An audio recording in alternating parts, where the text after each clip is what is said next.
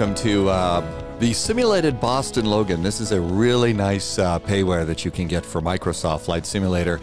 And I've got to tell you, I think that this is one of the nicer sceneries out there for airports. You know, even the inside of the terminal is modeled here at this simulated airport. Hello there, I'm Dave. I do the spy flights over on Twitch, and about once a week or so I come over here to YouTube and do something similar to the spy flight. It's a little bit more in depth.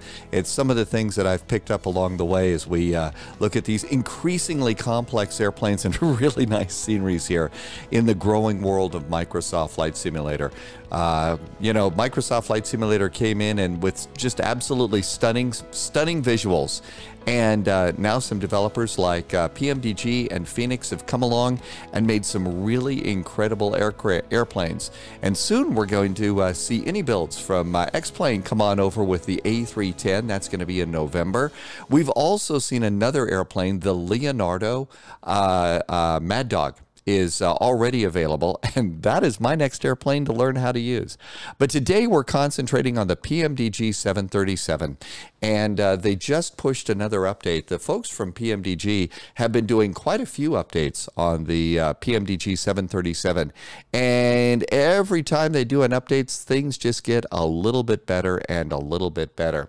So this is the 737. This is usually the configuration that I have on it, and this is my cold and dark state. So one of the things that I do is I already have the door already open just because it saves a couple of button presses.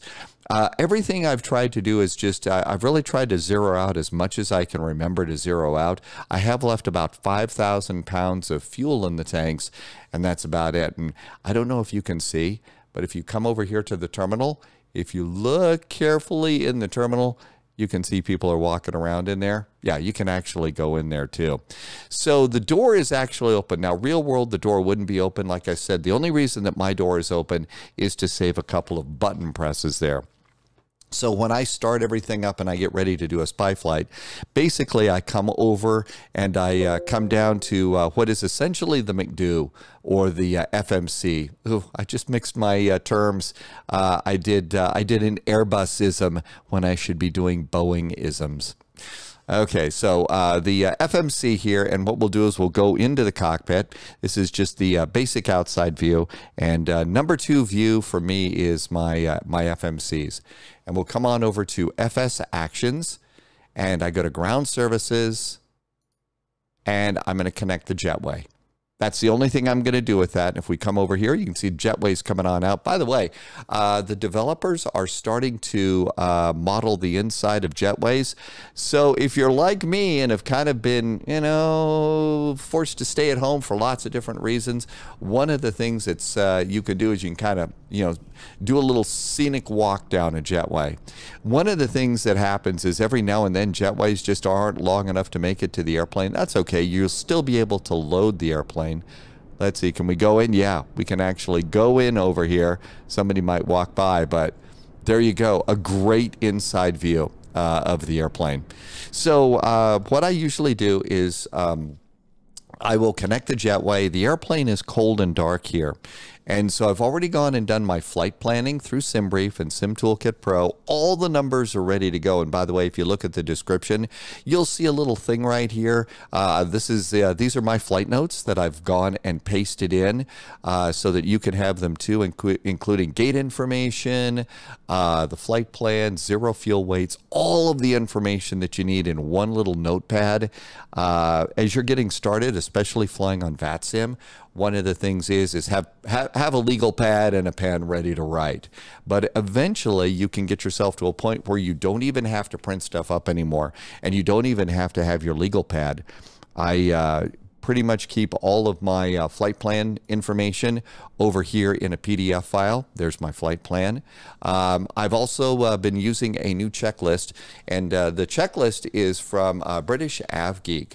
And British Av Geek does incredible videos over here. I learn an awful lot from that channel. And this is a checklist that British Av Geek has put together. And I included a link to British Av Geek's website in the description. Hope that's going to be okay. But I just think that that is a really great place to learn more about this incredible airplane.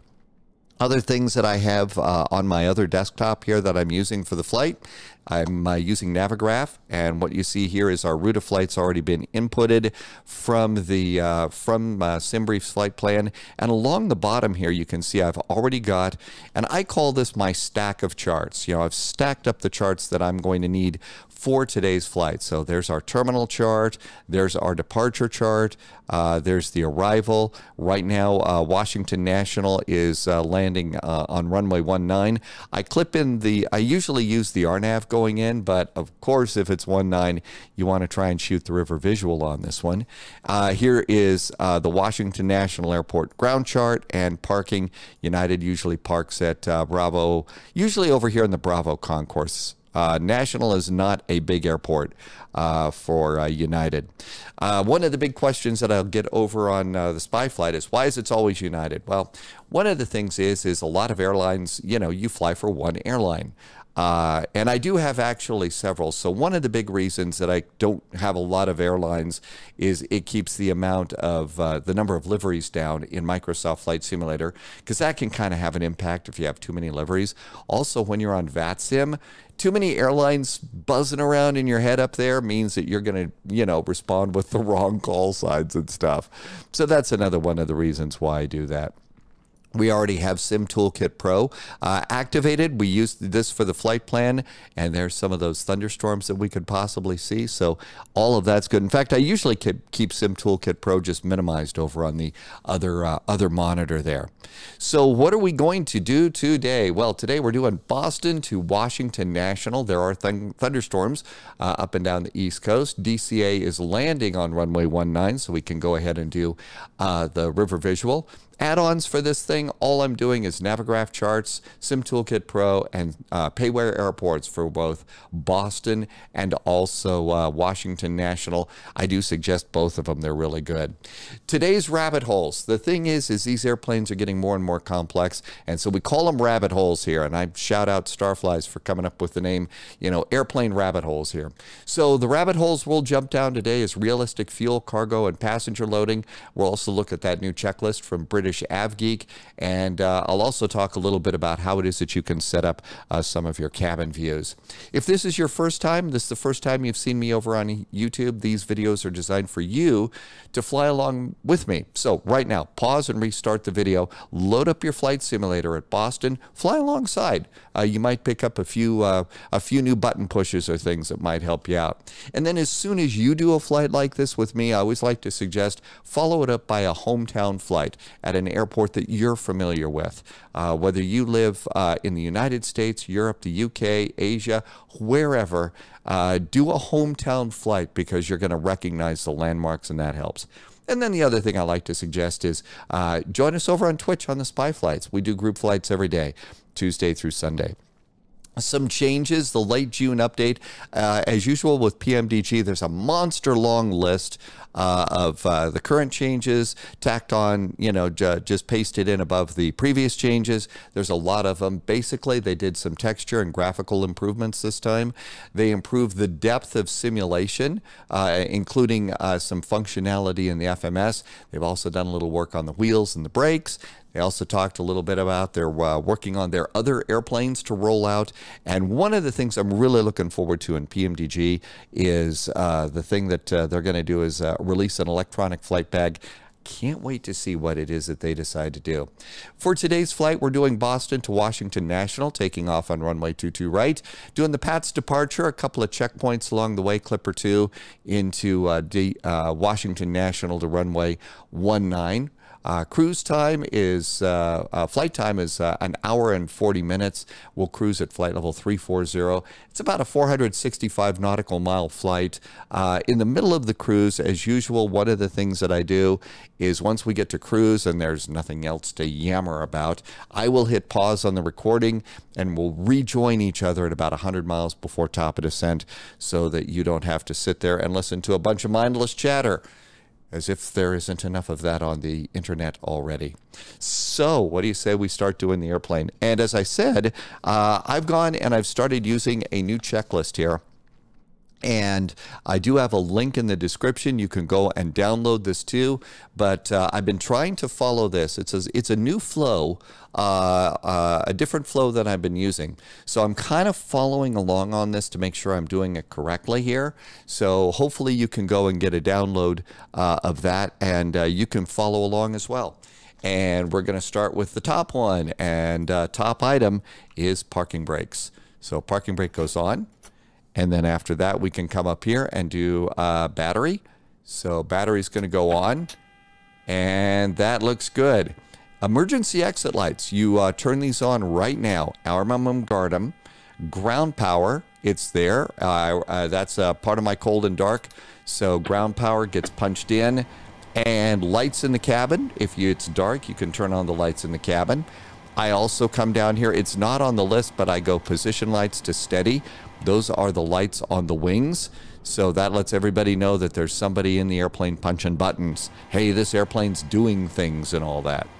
IRSs, they say to start this right now. So we'll kind of come on up here and go over and do the IRSs. And here's the IRS panel. And I've also shown the IRS display up here too. So go nav on IRS 1 and nav on IRS 2. And then the next thing to do is I wait up here until I see a number start to appear. And usually it's going to be a 9 or an 8. There's an 8, and if it starts going down, then that's really good news.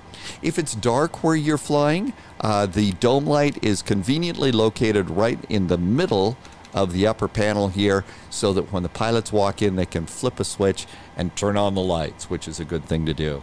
There's a new thing, and there's something in here, warning, caution, fire, and oxygen tests. Well, let's see. We can go ahead. There's the master caution light. We can do the oxygen test. Hey, there's the oxygen test. We can look down here, and we can do fire tests. And you flip the switch, and all the lights go on. And then it goes off. And so there's the fire test. We can go down here, and we can do the cargo fire test. And you have to hold that one.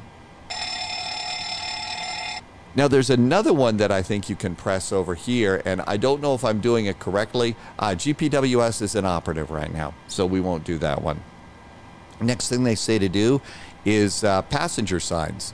So we've got 2 passenger signs, as we all know. No smoking and fasten seatbelts.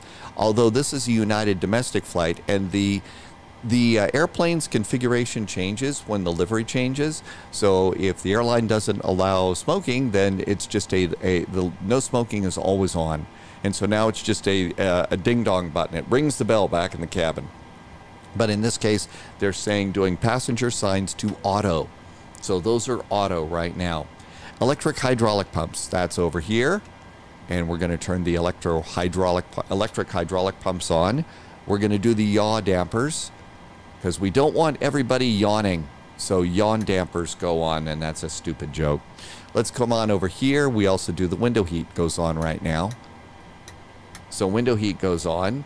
And then the left aft fuel pump, that's down here. Left aft fuel pump on. Wait for the low pressure light to go out. When it's out, we can come over here and do the APU. All right, so APU on and start. So that goes in. Now we got about a minute or so to kind of just sort of wait for the APU to go and fire up. And if you want, you could go outside the airplane and come on back here, and you can hear the APU firing on up there. The sounds on this airplane are really great. I've really enjoyed it. One of the first times that I've ever heard the engine sounds, including the sounds at low idle on approach, are incredibly well modeled in this airplane, which I think is great. Okay, that's about a minute, so the next thing we can do is we can go up here. APU bleed is on. The isolation valve is open. And so with those, we can also turn on packs. Power is being supplied by ground power. It says APU generators. I kind of feel like I'm going to stay on ground power right now. And the isolation valve is open. And there is the basic cockpit setup at this point in time. So what I do at this point is I come on over to the co-pilot's flight management computer. I hit the menu button. We're going to go to FS Actions. We're going to go to the next page. No, we're going to go to Ground Services. And then we're going to go to the next page, and we're going to do fuel. Over on my flight plan, so over on the flight plan, if we go to that tab, so here it is, block fuel, 13,889. That's one of the numbers that, by the way, I will go and I will clip into my notes for VATSIM and stuff like that. But the real world pilots are going to read it right off the flight plan. So 13,899. So over in the fuel tab here on the far right side, 13,889. 13,889. I say it as I'm punching them in. It kind of helps me, you know, put the right numbers in. Let's go over and request a fuel truck. While we're waiting for the fuel truck, one of the things that I like to do is come over here to the main panel lights and turn it up about halfway. This is the integrated lighting. That's what they call it in Airbus. Boeing probably calls it backlighting. I'm not sure. But I usually like to turn on the panel lights, which just makes the labels on all the panels, switches and buttons, it just makes them kind of stick out a little bit better. I can see it better on the monitor in front of me. So I will go and do things like that.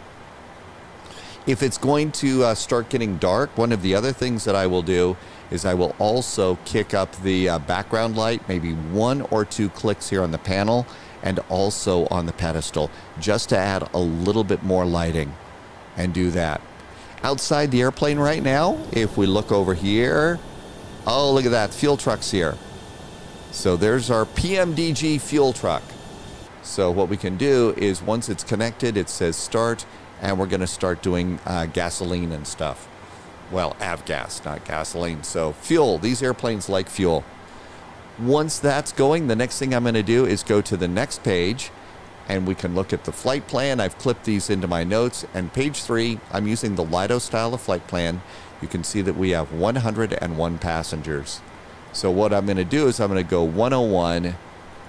I don't think that I've ever been allowed to board an aircraft while they're fueling the airplane. So I usually don't start the passengers down the jetway until after we're done fueling. Next page, now it's going to be baggage handling, and we have forward and aft cargo. So our cargo today is 6.2. Divided by 2 is going to be 3.1. Boy, I hope that's right. Sometimes math does escape me, so do not be afraid to use the calculator. So let's go 3.1, and we're going to put that in the forward cargo, and 3.1 in aft cargo. Should be 6.2 unless they've changed the rules of math.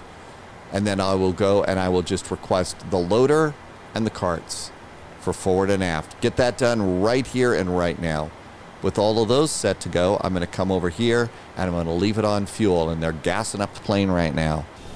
And if you look, oh, look at that. Here comes one of our fuel carts. So not fuel, there's the baggage loader. So that's the little conveyor belt up front. And up, hey, there's, okay. Hi there, well, hey, thank you for walking through. Well, there's a walk-on if I ever saw one. You know what? Every now and then, just things like that happen in flight sim. And, you know, it's kind of nice when stuff like that happens. Now that all of this is going, back here in the checklist, it says set FMC and obtain clearance. So one of the things that I've gone and done is there's several places to go get weather.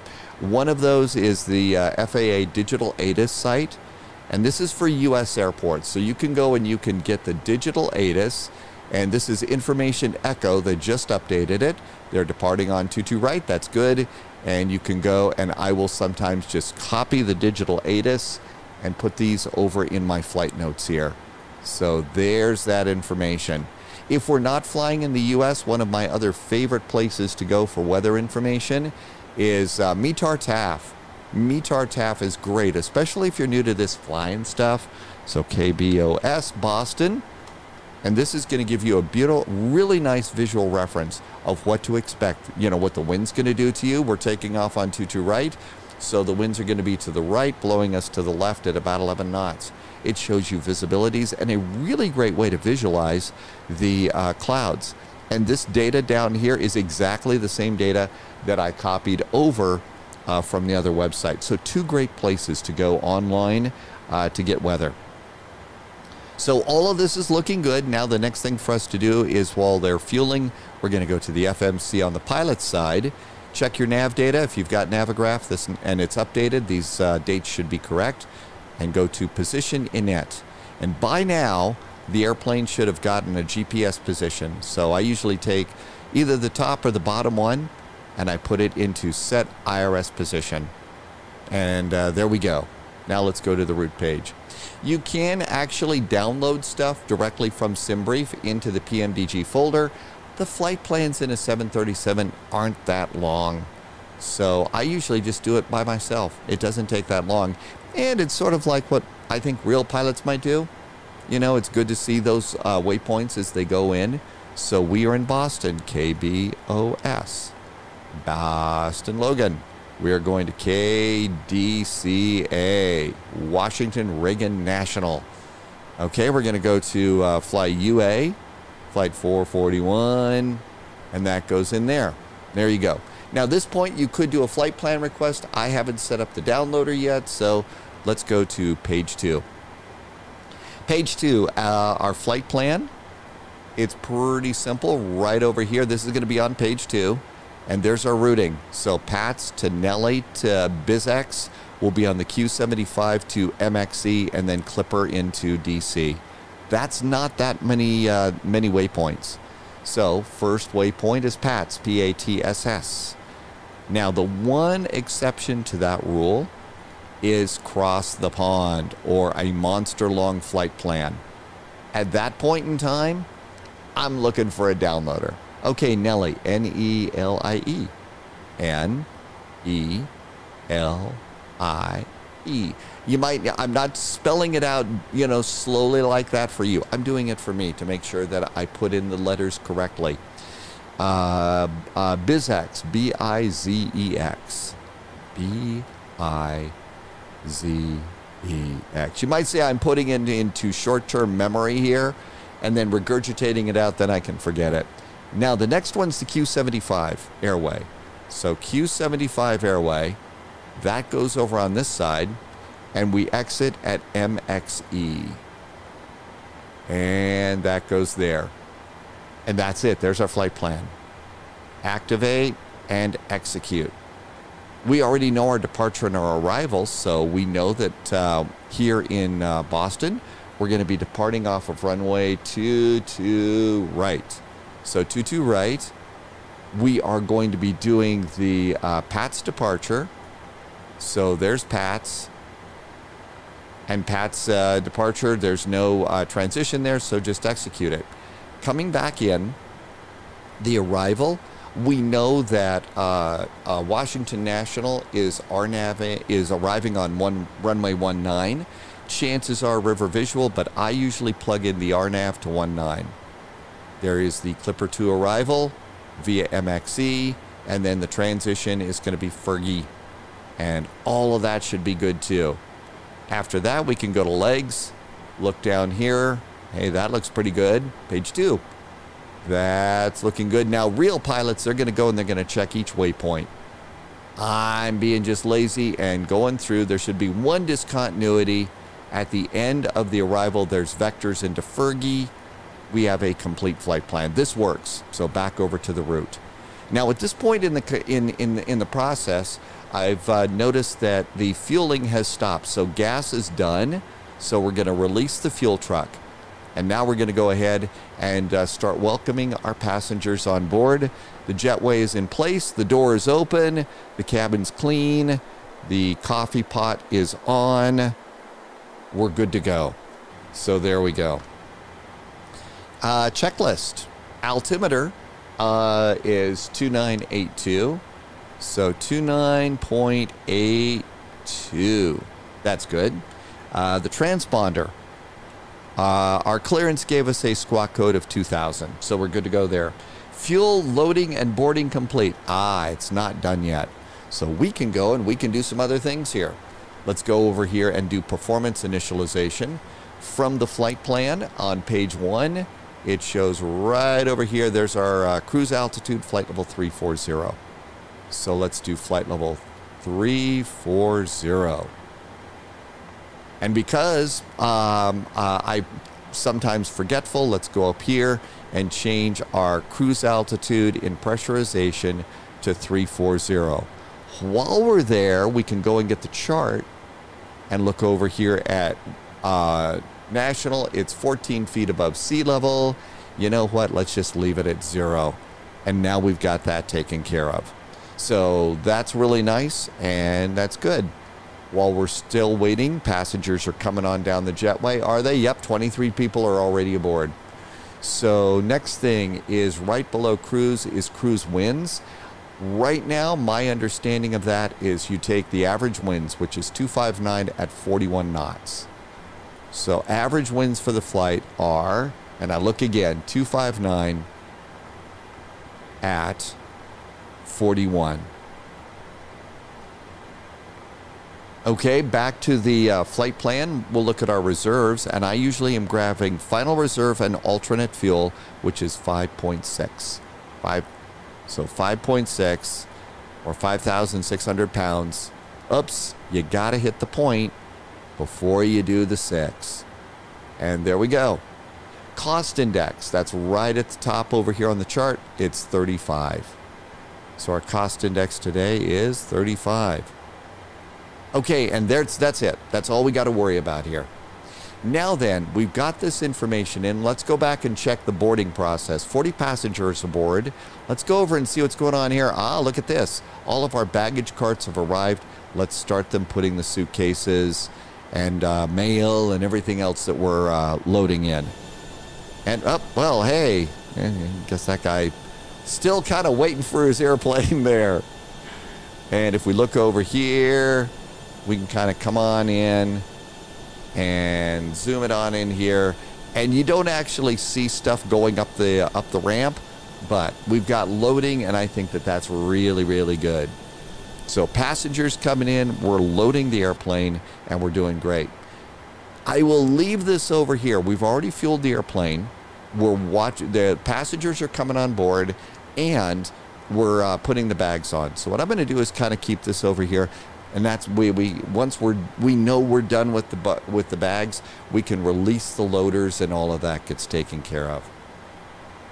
Next up for us to do is we can go and start putting some stuff in up here, like the departure heading on the runway.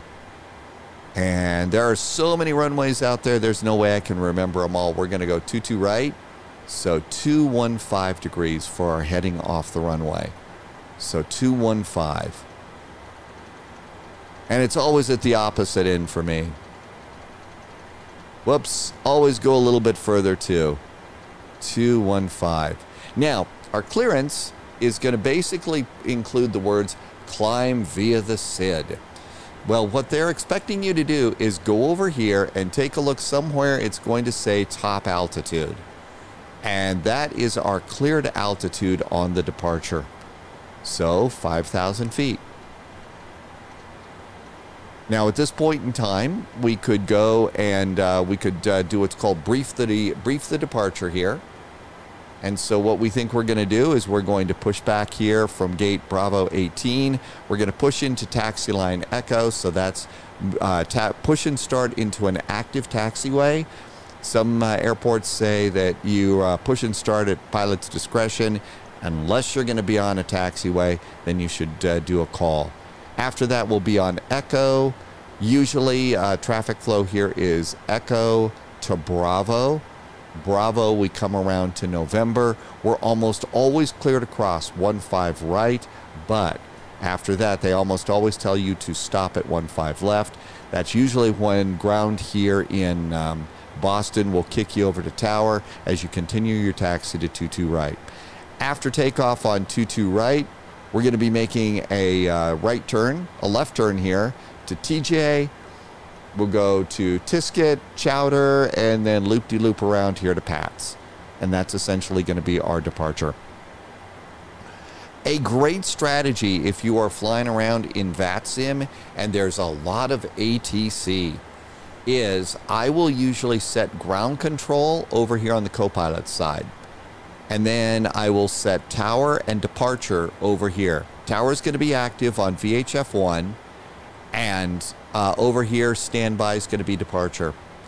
Because all of these kind of happen, and tuning radios while you're taxiing isn't a good thing to do. And so having two radios, if I go ahead and make the active frequency on VHF2 ground, I then come down here to my mic selector and I push that one. And that way I can talk to ground. Now you might have to go and turn off, the sound on VHF1, because I think there's a chance that you might be hearing both.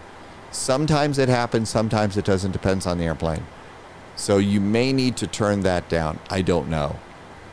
But I think you do that by clicking it and making it red, I guess. I'm not sure. I'm still learning about that. But this is a great way when you're all by yourself in an airplane to set stuff up. And as I learn the operation of the different radios, that's kind of how it is that I will set those up. Hey, look at this. All of our cargo is loaded, so all of the starts are green. Now we can go ahead and we can release the cargo. And there goes the cargo. Let's go back. 101 passengers. There we go. That's good too. I think it's time for us. We can go and start buttoning up the airplane here. So let's go over here and go to doors. And let's continue with the checklist flow here. So checklist flow, altimeters, transponders, fueling and loading and boarding is complete. So now we can go down here. See where it says 0 fuel weight? Now, maybe you've boarded a few more passengers, a little more cargo. Right now, we don't have a load sheet or anything. So just click the blank 0 fuel weight. It'll give you a number. That should be close to your flight plan, and just plug it in and hit execute. N1 limits. Right now, I don't know what all the criteria is, so I'm just choosing a basic D rate and climb 1 is what I'm doing for takeoff and departure. If you've got a long runway, more than 7,000 feet, I'm told, can just take off with flaps 1. If you've got less than 7,000 feet, I hear you want flaps 5. That's the rule of thumb as I understand it now. Center of gravity, same deal. Just click the blank. It'll give you the airplane's current center of gravity and plug it in. Then you can go over here and grab the speeds off the flight management system. It says 134, so I take that, add 10, 144, and that is going to be my speed off the runway, my initial target speed. Okay, so now that's good, and takeoff data is done. Cruise altitude, pressurization panel is done, landing altitude, mode control panel is set. Flight directors going on. Flight directors are going on. Flight directors are on. Radios are set. We're ready to go. And if you take a look at my usual departure time, it's usually 35 minutes after the hour. And if you look, we are a minute to go. It's time to go. Closing the doors. So we're going to close that door and return. Let's go over here to ground services. We're on the APU, but we're still plugged into ground power. So we're going to trip in the APU generators and disconnect from ground power. Come on down here, and you can go and release ground power. At the same time, it's going to release your jetway. So ground power and jetway, both of those happen at the same time. That's really pretty good. So with those out of the way and all of this good, let's go and return. And we're going to go to pushback. We're going to do a straight, we're going to do an L push, and we want to turn the nose to the right. I usually change the number to like 275, And that goes, and I think that kind of recalculates a little bit here so that we get the proper pushback distance. I don't understand the way that works. It's just what works for me now. Select the tug. Here's our tug. And next thing on my flow is the anti-collision light. So anti-collision light's going on. We should probably go just flat out on for the seat belts. Maybe I'm being a control freak. Maybe they're already on. I don't know. Pushback, engine start. So before we can go and do our pushback. So ground, we'd talk to ground. If we're done talking to ground, we'll come on over here and hit start the push. Cockpit to ground. Coffee time. Go ahead. We've been cleared for pushback and start. They want the tail to our left. Roger that. Ready to push. Tail to the left. Park brakes off.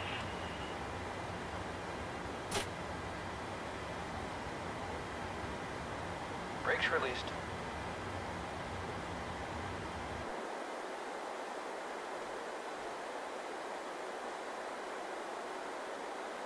If you haven't been in an airplane in a long time, if you've got a nice cabin view, set yourself up to watch the pushback like this for just a few seconds. It's really kind of nice. Because yeah, even sitting in an airline, you know, in a simulated airline seat, if you haven't gotten to travel in as long as I have, this becomes nice. And when you got great scenery like this, wow, it just gets better and better, doesn't it? Okay, let's go and do the before starts. So fuel pumps. Fuel pumps are going on. There goes fuel pumps. Packs are going to go off. Packs are now off. Ignition mode selector, both. Engine number 2, ground start. Looking down here, the lower number here, N2, starts to rise. The starter valve is open, so we kind of watch the rise. According to this checklist, at anywhere between 20 and 25% on N2 is when we get to go and hit the fuel button. So there it is, and fuel. Now at this point, I suggest that you come over here, turn up the sound.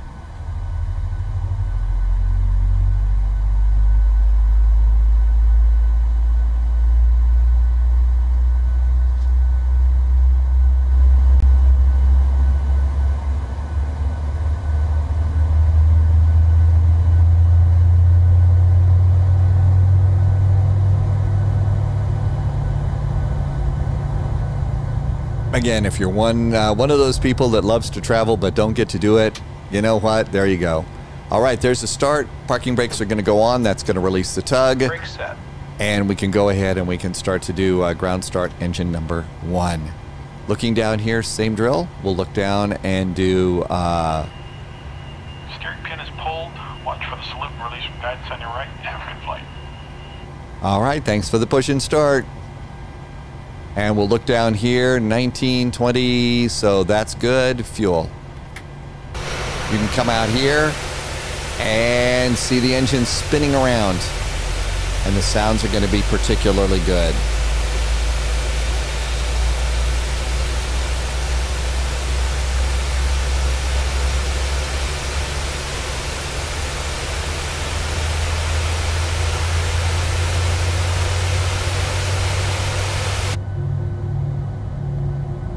Again, I will say that I think the sounds on this airplane are really, really good.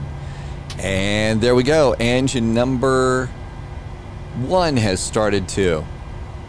All right, generators 1 and 2 on and check. So generators 1 and 2, generator 1, generator 2, both of those are on and checked. Let's see, on the way up here, flip on the probe heaters as you go past. As you come down here and get packs on. Maybe you do the packs a little bit sooner if it's really hot outside. With that, recirculating fan is auto, isolation valve goes close, auto, and you can disconnect, close the APU bleed. So that's good too. And with that, you can turn off the APU. Now then, the one I would leave it on if you're in a big VATSIM event. And that big VATSIM event means that you're going to have a long taxi and maybe you're going to have to shut down to wait.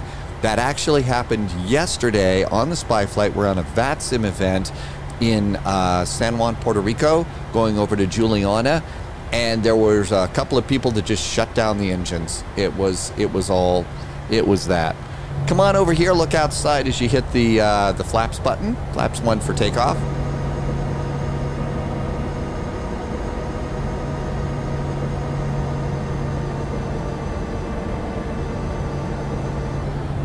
All right, that looks good.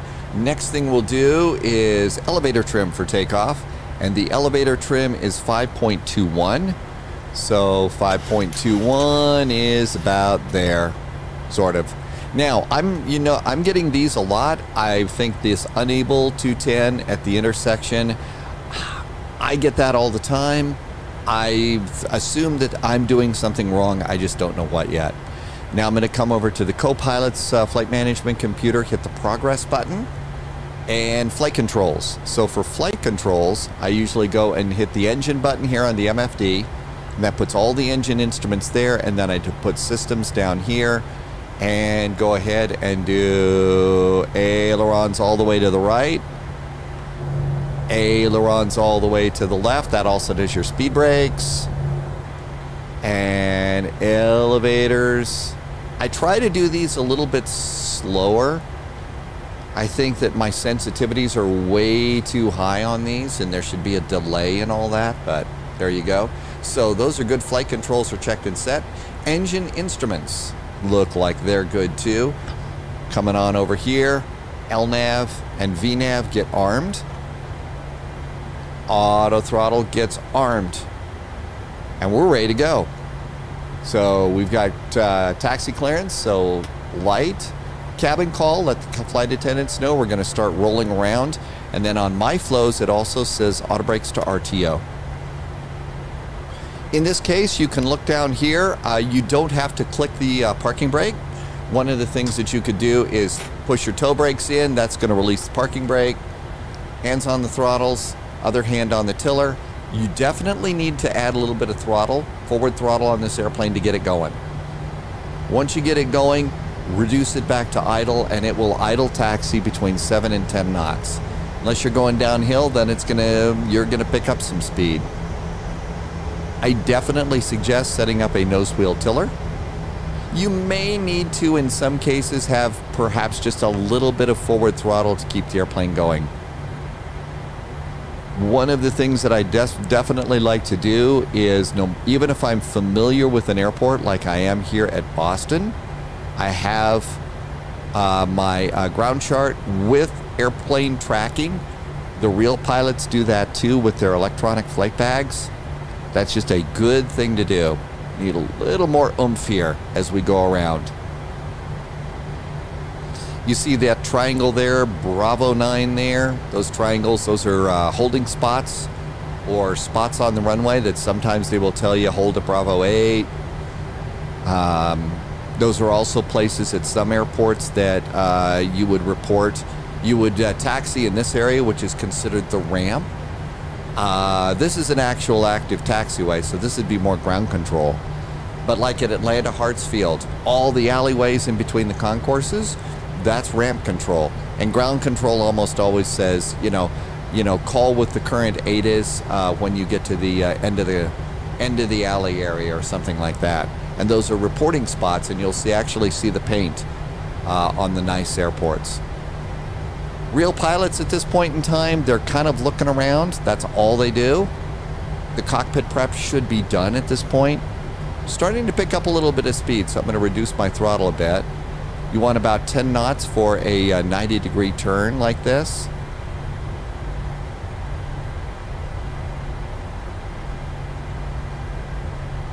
And just a nice, careful turn is going to make it look, as pro as you can be. Now I'm going to add a little bit more power. I'll let it get up to maybe 12 to 15 knots for a little bit of this straightaway. It's a long straightaway here. But if you look outside the window like this, I mean, really, that's kind of what it looks like out the window of your airplane when you're taxiing. So the real world pilots, they're taxiing, anywhere from 10 to 15 knots, maybe 20 for a monster long straightaway. The one thing that is not on the checklist that I neglected to do is go over here and do transponder to exponder. If you're on VATSIM, that is also going to include mode C, so which is what you're supposed to do on all taxiways. And everything else is going good. We're taxiing still at 9 knots. We could add a little bit more power. And incredible airport scenery here. The signs, the taxiway signs are all in the right spot. That's what makes you know, airports like this absolutely worth it for a VATSIM event.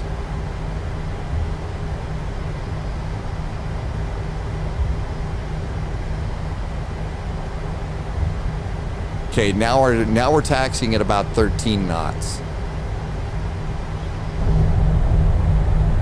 That's looking pretty good. That reminds me of a taxi, you know, taxi speed from a passenger's perspective. Our nose wheel is right on the center line. You look at all the real-world pilots, that's exactly what they're doing. Okay, we're coming up on a turn here, a couple of turns. Idle thrust. We're already at 16 knots. Up 17 knots. We picked up a little bit. You can see 2 places here. Ground speed right here under the speed tape and over there on the navigation display. Might have to do a little bit of braking here. Yeah, a little fast. So gently, barely any toe braking at all. 12, there's 12 knots. That's probably pretty good at the moment.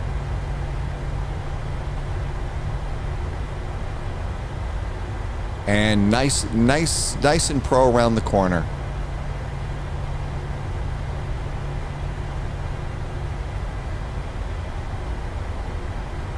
$10 knots, just what we want to do. I'm going to add a touch of power here because I don't want to go any slower than this. And we're coming up on November. There's November. Real world, VATSIM world. This is a sometimes at the last minute, ground control will pop in, say, hold it November. That means right here, and that means that there's probably an airplane coming out over there. So usually on the VATSIM events, we're going to be cleared to cross runway 15 right. There's 15 right, but we have to stop at 15 left. If it is a particularly busy day, a busy VATSIM event, sometimes they will have you taxi, go Charlie, and cross the runway into the Mike taxiway, which is in between 22 left and 22 right.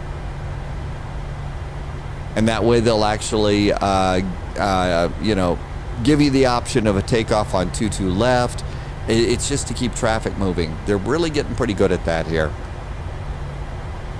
And so here we all are. There's our progress. At this point in time, almost always grounded, usually at this point, say clear to cross 15 left and contact tower on the other side, or monitor tower. There's a difference there. Contact tower means change your frequency and say, hi tower, it's me. At a big airport like this during a VATSIM event, that means just monitor tower, and tower's going to see you on the scope and say, you know what, there's old United 441. We'll talk to him when it's time. Okay, everything's looking good here. So pre-departure, we're getting close to pre-departure here. So that's another part of the checklist. So fuel flow, reset. Never knew where this was. It's right here. It's a upward momentary switch, so click it and it resets your fuel flow. V speeds, check your V speeds. Our V speeds are good. Mode control panel, nav data, radios, another check there. And we're good to go on that one.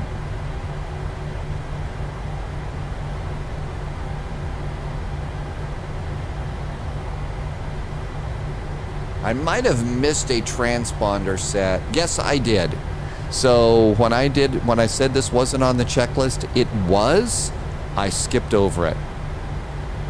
Generally, I'm finding that I don't skip over things when I'm just flying by myself. But if I'm recording a YouTube video or if I'm doing a live stream over on Twitch, I will tell you that those are big enough distractions that it causes a problem. It doesn't cause a problem, but I do skip over things. And chances are you will too. So if you're thinking about becoming a live streamer or something like that, this is why it's good to do practice flights offline, so that you can get your flows down and learn the airplanes. Thanks to an incredibly generous viewer over on Twitch. My next airplane that I'm learning is going to be the Leonardo Mad Dog. The only McDonnell Douglas experience that I have is the MD-11, but the Mad Dog is my next airplane to learn, so I'll be doing an awful lot of little flights to try and learn that. So probably watching a couple of YouTube videos like this one. That's how I learn stuff too, so I hope that this is helpful to you. Okay, we are coming up on the hold short line here.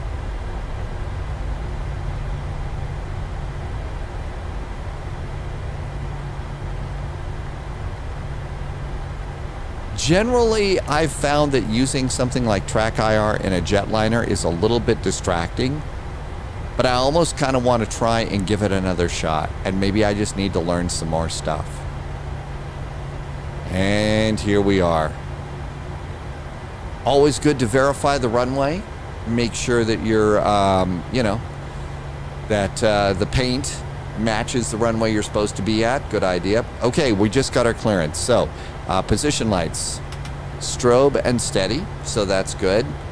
Now this, these flows say taxi lights off, runway lights, takeoff lights off, on, I mean. So let's add a little bit of power. Out we go onto the runway. Flow also says to do TARA, and we'll also come on over here and hit the traffic button.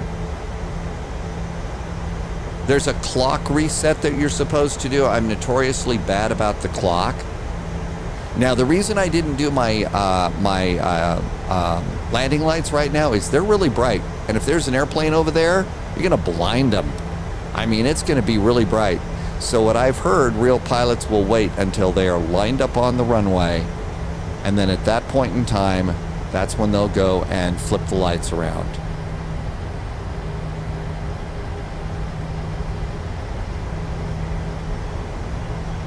All right, rolling takeoff here. Let's give it a try. So landing lights on. Shall we go? Now in this case, my throttles are going to go up to about 40%. I'll look down and see, is it stable? Stable. Toga button.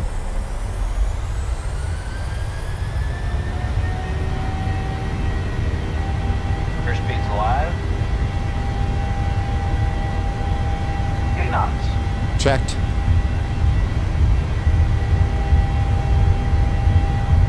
V1. Rotate. E2.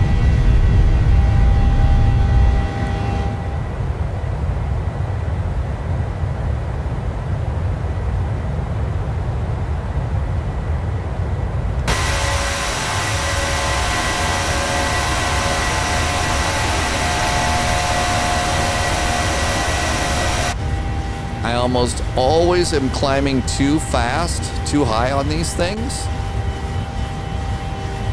But I also like to go and look at, you know, have a look at this. Okay, let's do our turn. And nice little gentle turn here. And we are direct to TJ. There's TJ is now active. Follow your flight directors. And once the flight directors are kind of lined up in your turn, then you can come over here and hit command. And then that should be a smooth transition over to the autopilot on your departure. After takeoff flows that I usually do, gear goes off, auto brakes go off too. Kind of, if you got time, now's a good time to do that landing light, but it automatically turns off when it goes into the wheel well.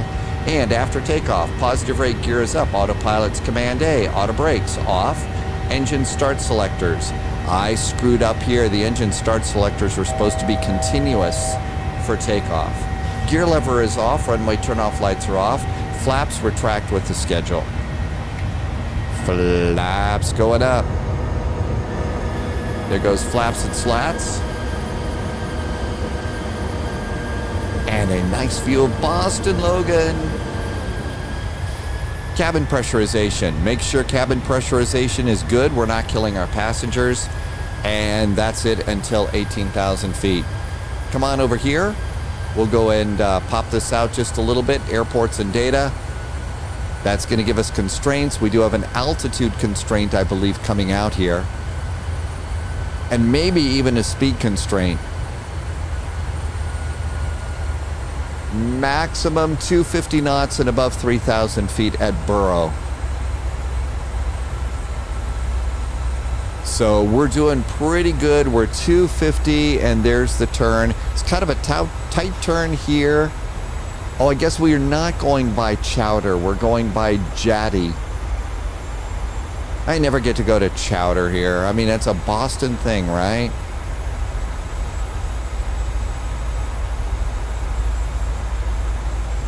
Oh, you know why we stopped? 5,000 feet. We're supposed to stop. Climb, maintain, 17,000 feet. May have to hit the altitude intervention button. Yeah, probably have to do that. Once it stabilizes there, you're going to have to tell it to climb.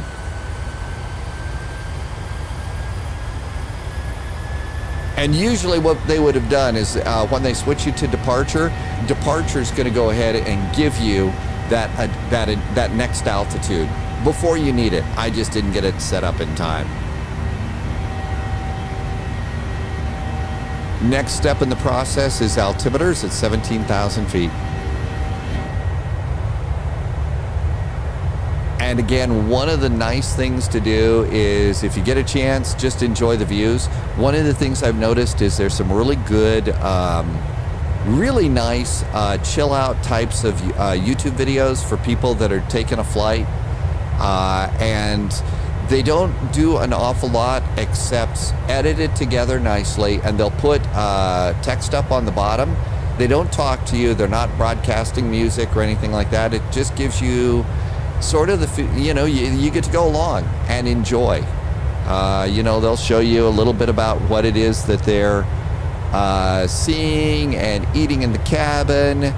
And again, for those that really enjoy travel, that's really kind of nice. And there's our departure, and we got another turn. It's a maximum turn at 260 knots. We're above 5,000 feet. There's 10,000 feet.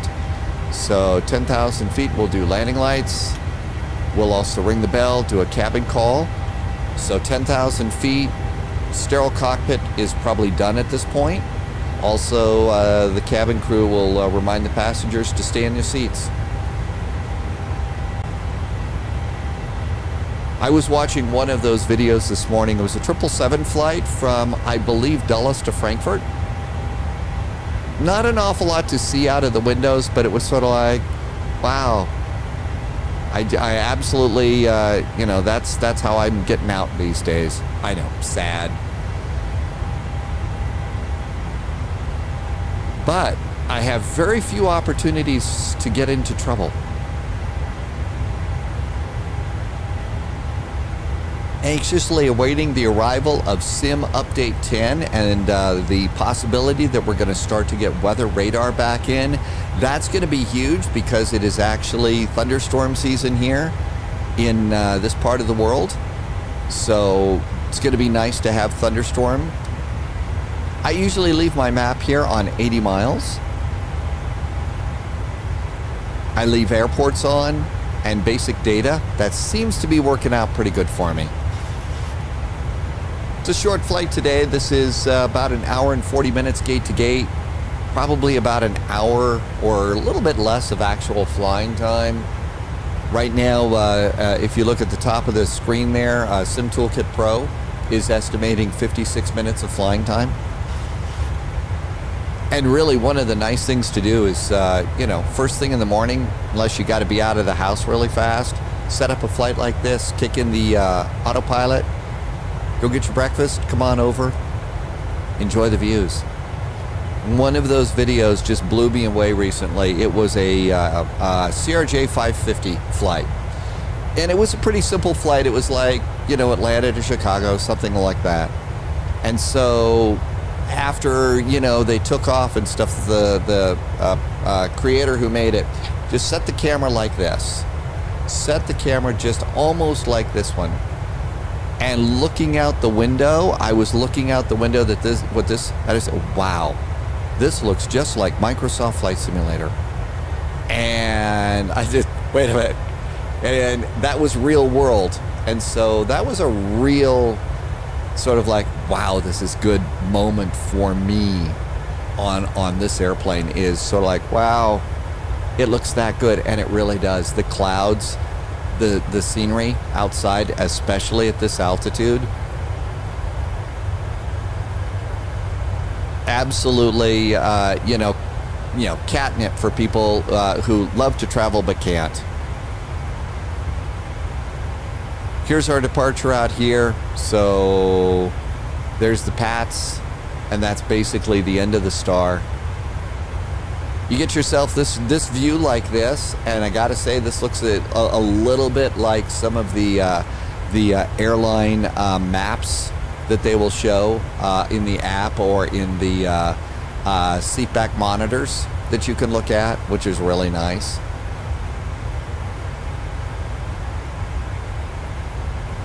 Now that we've departed, I don't think that we're going to be going back to Boston. We can clean up what I call the chart stack here. So we're going to get rid of the departure charts, and that's going to leave Clipper. That's going to leave the RNAV arrival into Washington, the Washington ground chart, and the Washington parking chart. You probably noticed that I already know I already have some gates here for our flight. I know that United, one of United's gates, they don't have many gates at National, but I know that Bravo 11 is one of them. So if you can go and take just a second and go to Flight Radar 24 or FlightAware, which is what I use, and just have a quick look and see, what gates your airline uses. Once you get off the runway and you contact ground, most of the time ground control is going to tell you, say parking. Climb, maintain flight level 340. See, I'm too busy yapping here and I'm not following the flight. They'll say parking. And when you say that, they want to know, have you got a gate in mind? And if you can say, yeah, you know, I know that my airline goes to this gate, they usually say, okay, there you go. And that gets you on your way for taxiing in.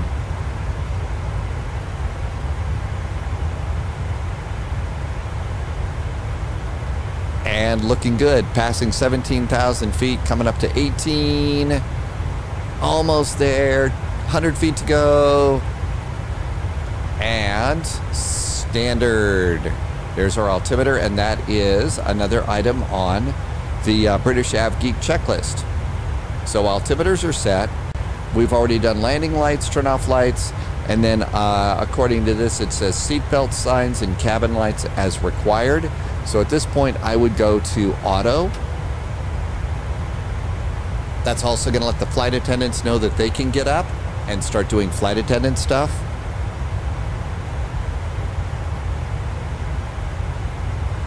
One of the neat things that they've done here is over here, they've modeled this little thing here. We are flying United Airlines Flight 441. This is how you can remember your flight number. There we go, 441. Amazing. Hey, it can look right down there. That's a great little thing to set up, especially if you're going to start using real-world flight numbers. And that's one of the challenges that I'll do, or just one of the things, is I will pick a real-world flight and take off and depart exactly on time. That's kind of what you can do here. Follow along. Everything's looking good here. I will generally board a little bit of extra fuel. Today I didn't because it's just me and multiplayer right now. If it's a VATSIM flight, Boarding extra fuel, particularly if it's going to be a big event where there's going to be a lot of people, board extra fuel. I boarded 45 minutes of extra fuel, and I wish I'd boarded about 90 minutes of extra fuel. So extra fuel for holding. I mean, we did a real tour. We went right over St. Martin. Then we went over St. Bart's. Then we went out over Saba, and then we went all the way straight north, went across the runway, center line, came back down and in. It was a long hold, and I think I was supposed to have like 6,200 pounds of fuel in the tanks when we landed. I had 2,300. It was going to get close. Other people had less than 1,000 in the event. So board extra fuel on these big VATSIM events. Now the real pilots might board extra fuel too, but on a VATSIM event, board a lot of extra fuel. And let's see, the after takeoff checklist is essentially done. We just sort of sit here and monitor the instruments, and up we go to flight level 340. I've gone and put a number of links and stuff at the bottom of the description for almost all, I think pretty much every website that I will use. So like METAR TAF, this is a great place to go, KDCA. Let's see what the winds are doing for us. We're going to probably come in on runway 19. So winds are almost whistling right down the runway there at about 12 knots. We got some clouds here and there. So pretty much I think we can do the river visual. That's going to be good. The other thing you could do is go to DIST. So DIST, we can go and find DCA. There's national. So DTA, the current ATIS, information Juliet, landings, river visual, runway 19. This is what the real world is doing. I really wish that the ATIS like this was available for airports around the world. I think this would be awesome, so that we could see what the real world's doing. So now I just went and I clipped this in. So there's information. Now one of the other things that I will do, especially in a VATSIM flight, is once we're done with Boston, I delete it. Once I'm done with the gate, I'm going to delete the gate. Once I'm done with climb and maintain and departure frequencies, I keep my notes kind of clean. That just enables me to keep it all, keep the information over on my notes less cluttered, and that's going to help you out a lot. Let's see. Do not enter prohibited airspace. Read back all runway assignments. Read back altitude. Numerous cranes in the vicinity of the airport. I don't see that there's bird activity in the vicinity of the airport. What happened to all the birds? All right, let's go ahead and have a look here. Passing 27,000 feet. Everything else is nice and clean. Oh, we should have switched our mic over to VHF1 when we got kicked over to tower. I've made my little VHF1, VHF2 scheme work for me a few times. I think the only thing that's tripping me up is a difference in radios between the Airbus and the Boeing.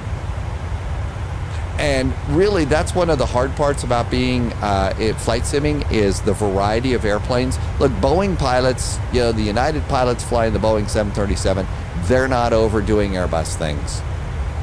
And flight simmers, we're doing Airbus, McDonnell Douglas, Boeing, and Tupolev. And so in a big VATSIM event, though, having an airplane that you're really familiar with is really important. And that's why it is that VATSIM also put out that little letter that they did. Pilots are expected to be a little bit proficient with their sim airplanes, because in a big VATSIM event, they don't have time to do, remedial flying lessons.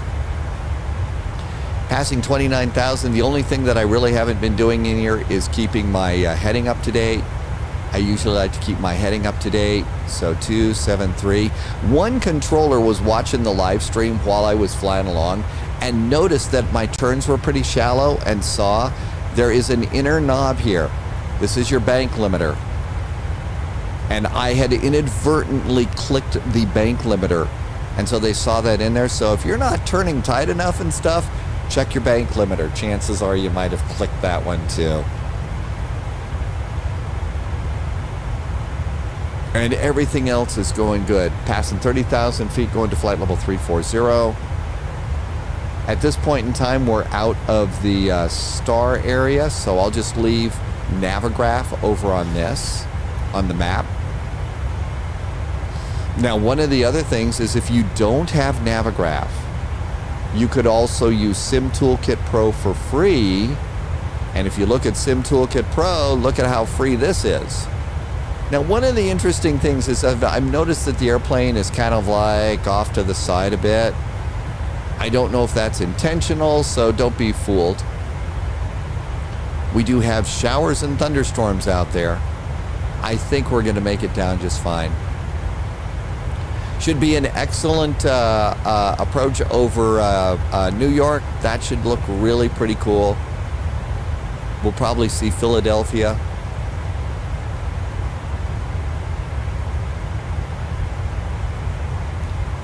So Sim Toolkit Pro is another really nice tracker for you if you're flying along. Up, 1,000 feet to go. If you're on VATSIM, new to flight sim, one of the other things that I'm going to suggest is look for the old school Microsoft volume mixer. Okay, the volume mixer. It's kind of hard to find it. It's still in Microsoft, but I really suggest that you take this and shortcut it so that it's on your taskbar so that you can get to it easily. And the reason I say that is here's the volume control for Microsoft Flight Simulator, and I'll start to turn it down. Let you see, you can turn it up and down. If we were on VATSIM, we would also have a fader control for XPilot or VPilot. Some controllers are really, really, really, really, really, really soft-spoken. You can't freaking hear them.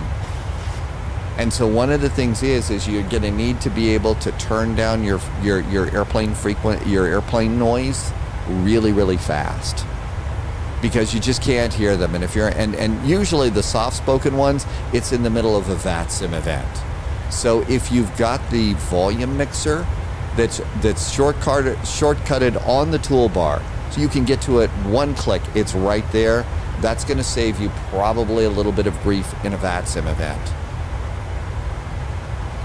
And so what I'll do is I'll probably, I usually keep this over, lower right-hand corner of the other monitor.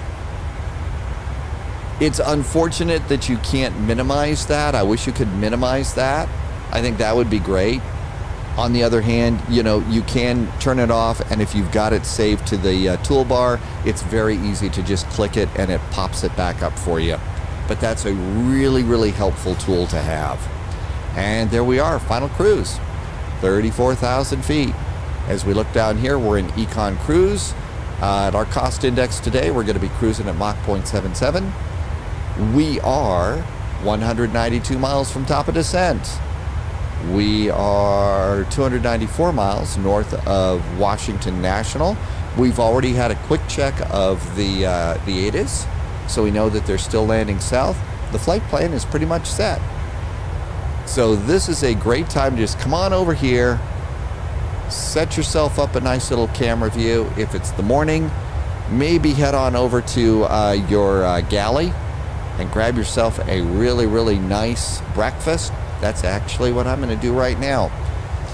So what I'm going to do is hit pause, and you should hit pause on the video too.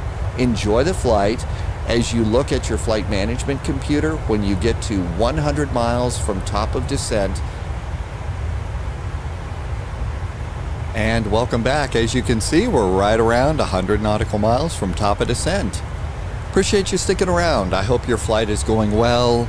I gotta tell you, just a bowl of cereal, and an extra cup of coffee, and looking out the window like I was doing really is kind of a nice little perk here with Microsoft Flight Simulator, especially if travel and airplanes is your thing.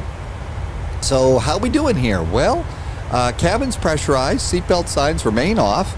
Looking down here, we are coming up on, let's see, I think that's Albany over there. So I think if I was reading that right, that would be Albany, New York. We can go and have a look over here and see where we are. Okay, coming on in. So we passed New York City. Okay, not Albany, it was Allentown. Okay, that was Allentown. So we're going to go past Trenton and Philly and all sorts of cool little spots here. Let's go ahead and come back over here to the digital ATIS page. And what we're going to do with this one is we're going to go and let's hit refresh. Information Juliet, and then I look over at my flight notes and see, okay, we haven't gotten a change. So the next thing to do is look at the clock. El Clocko says 14:28.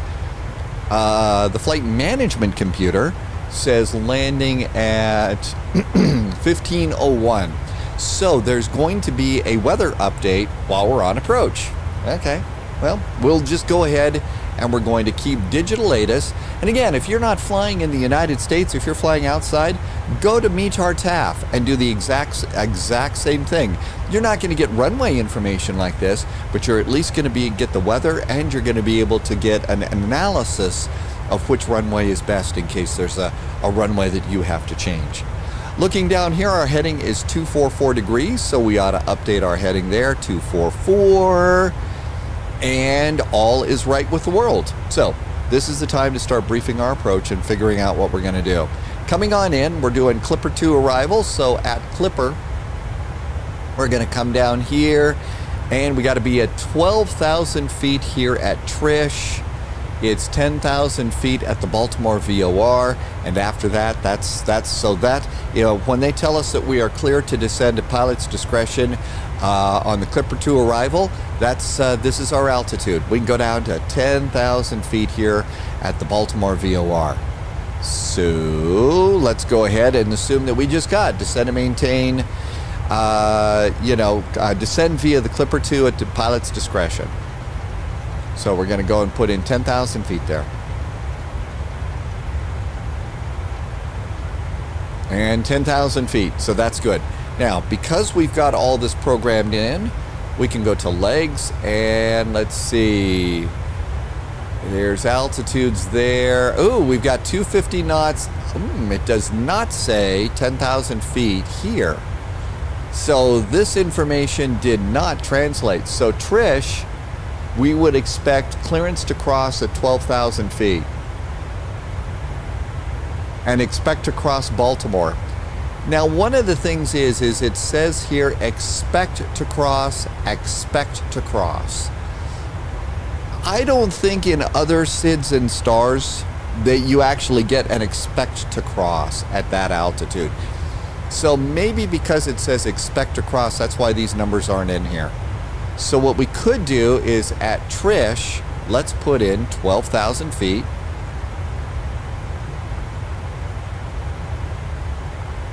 And enter. At Baltimore, let's put in 10,000 feet.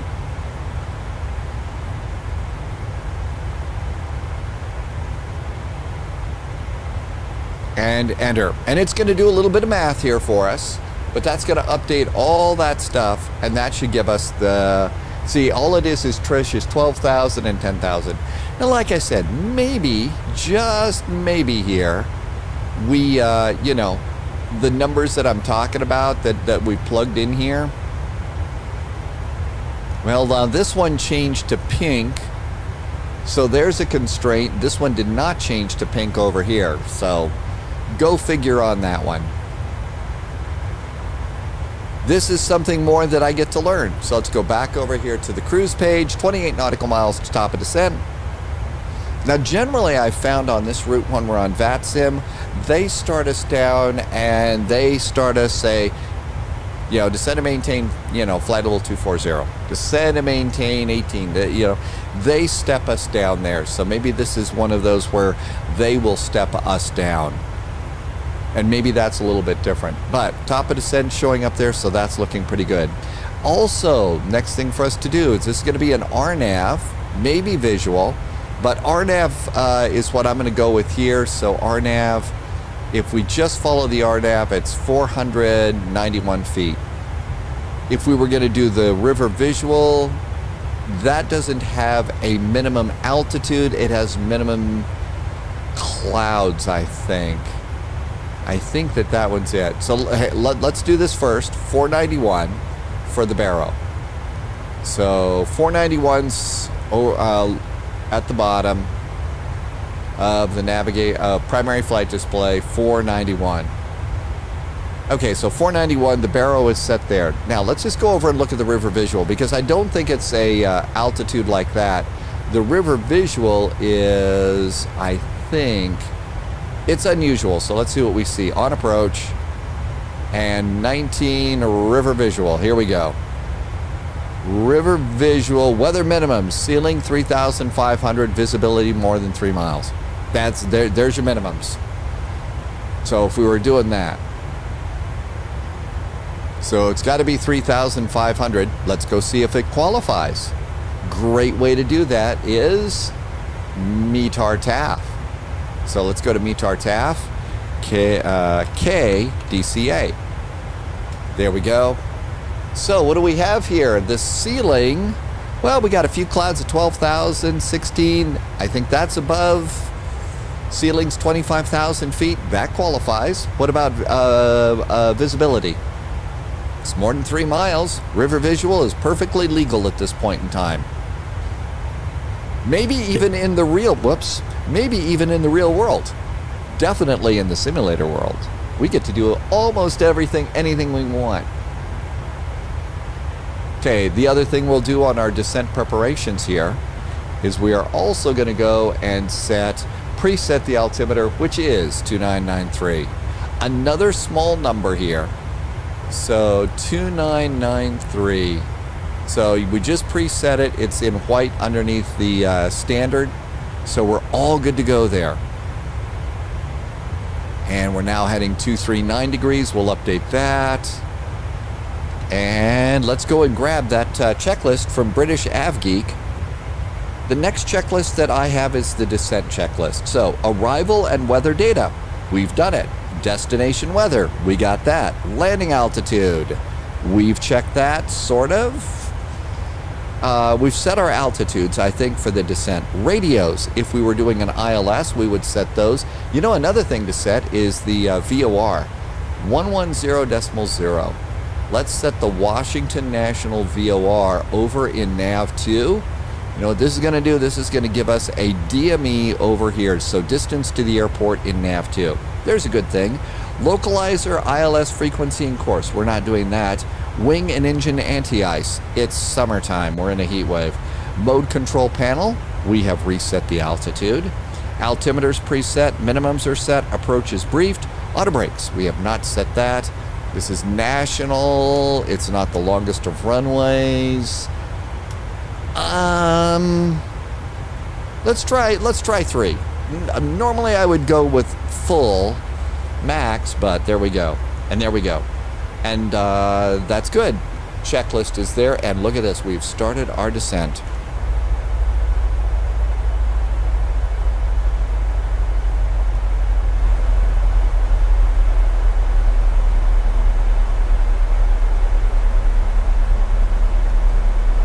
Did you hear the sound of the engines, you know, spooling down like that? Did you hear the low rumble of the way that went down?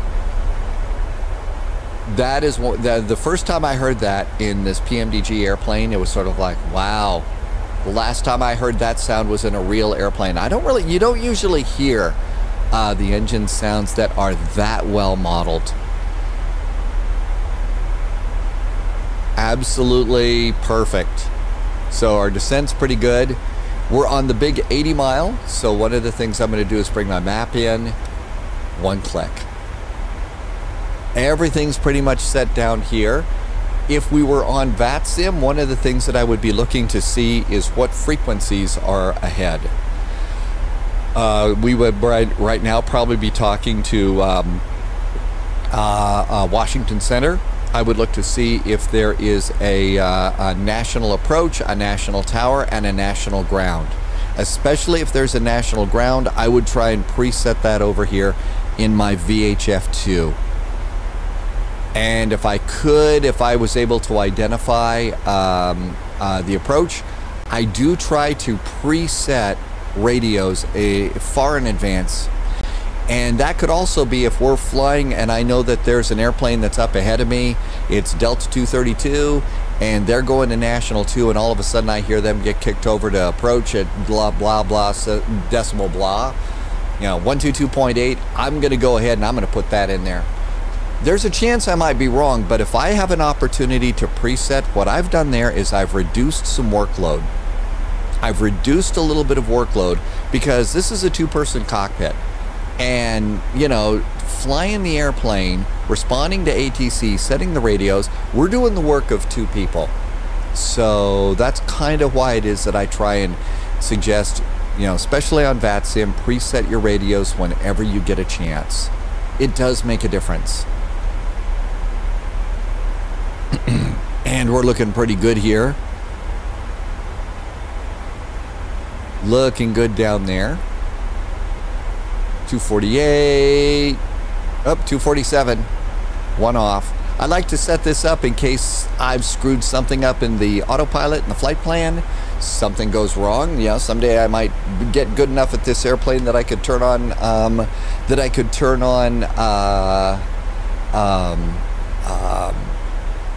failures and stuff. If I keep this heading updated, at least I know from looking down here, oh, I'm supposed to be flying that way if I have to turn all this off. Yeah, we're going that way, and you'll see the bug up there, and that kind of helps you out. I believe it says in-op over here. I don't know if that's in-op for this switch or terrain radar. I think terrain radar works. So I believe that that's something, and I think, yep, look at that. Terrain radar does indeed work. So that's a cool thing. Can't wait for weather radar. I mean, especially in thunderstorm season. Wintertime, okay, yeah, but thunderstorm season in the summertime, absolutely is that a nice thing to have. So let's see how we're doing. Are we on the arrival yet? Let's see. It's Modena and then Noogie. Non-turbojets are supposed to okay, this is probably why they're doing turbojets and non-turbojets. Expect to crosses. I think that's why we put these numbers in ourselves. That's got to be what that is. So what are we coming up on? We're coming up on Noogie right now. Or Nuggie. Is it Noogie or Nuggie?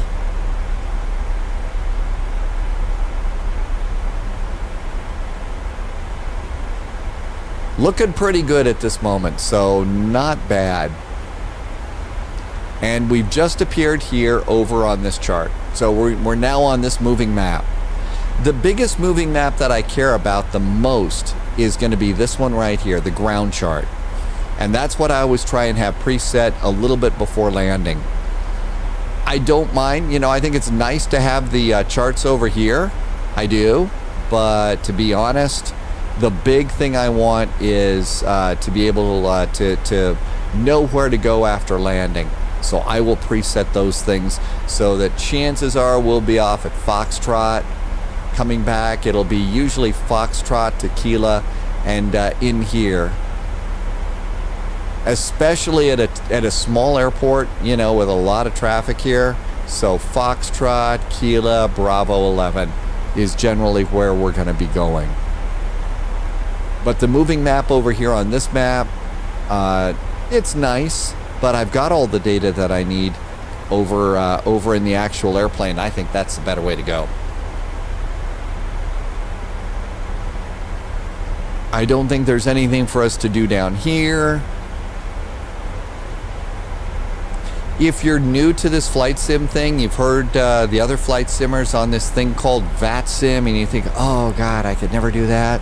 Yes, you can. I will tell you that there are some people that are flying along with me almost every day on the spy flight. And these are people that said, oh, I'll never make it onto VATSIM, could never do that. And they're flying across the pond. It sounds daunting, and mic fright, you know, talking on the microphone is a real thing, but don't let that stop you. And there's 18,000 feet. STD, the stud button. Yes, we think we're all studly. Okay, below transition altitude, altimeter is set there. That's the next step on the checklist here. So 17,000, we're continuing our descent. All of this looks good. We're gonna hit that 10,000. It looks like it, well, there's the Baltimore VOR there. So it looks like we're going down a little bit faster. So we might be a little bit too low on this one to hit that. So we may be stopping at 12,000 at Trish for a while, and then continue down as we get closer to Baltimore. I bet that's what's going to happen. Nothing else to really do. The speed restrictions, all I have is 250 knots at Baltimore. So we get to look outside coming on in. The northern end of, I guess this is the northern end of Chesapeake. Right about there. And a nice little turn, and I'm not kidding. That looks just like it looked outside of that CRJ flight when I had my little, wow, this looks like Microsoft Flight Simulator moment. As far as paid add-ons, that's a big question that I usually get over on the live stream. I think the paid add-ons that I have for Microsoft Flight Simulator are airplanes and airports and nav data. Those are the three things that I guess I have. If I'm going to an airport I've never been to before, I will usually go over to flightsim.to and see if somebody's made a freeware airport to check that out. And if it's a big airport that's going to be a VATSIM event, or an airport that I know that I'm going to be coming back to at some point, then I'll go sometimes to the marketplace and just pick up that airport, especially if I know that I'm going to be coming back to it. Coming up on Baltimore, Maryland. So if we look out here, we should see BWI. I think BWI is right up in here. Nope, there, I think maybe it's over there. Let's see. Well, there's an airport there. Maybe there's BWI right there. That, yeah, that could be BWI.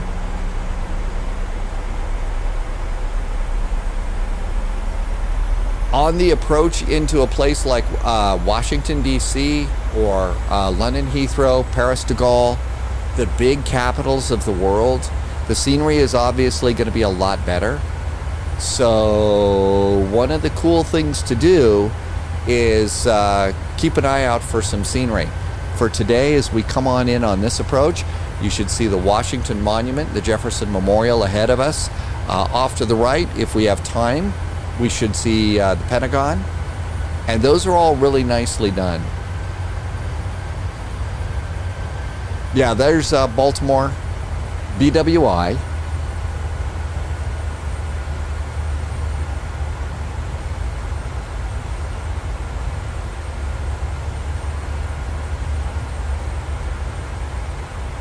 There's 11,000 feet, so now we're doing a very gentle descent to get down to that 10,000 feet. We've also got a slowdown coming up here to BWI2 for that 250 knots. So that VOR right there is our next big checkpoint. We've already set the altimeters. We're coming close to 10,000 feet, so one of the next things for us to do is think about lights. We're also getting close for landing, so I usually, being a control freak, I'm going to go and do seat belts on. It also rings a bell, let the cabin crew know that, hey, seats for landing.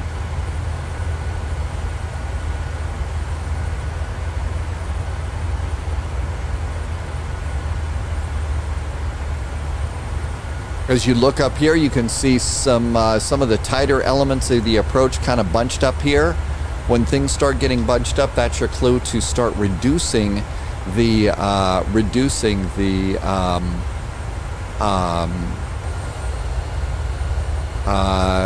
map range.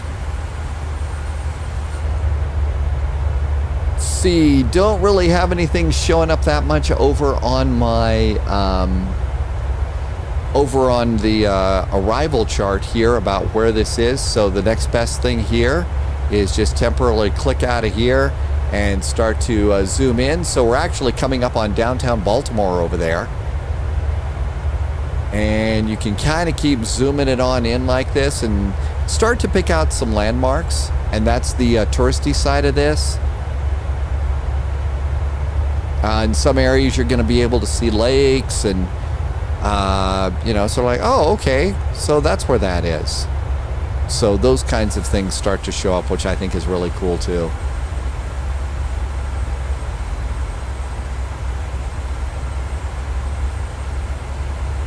We have the Iron Eagle 407 is up ahead of us with Dust Rip.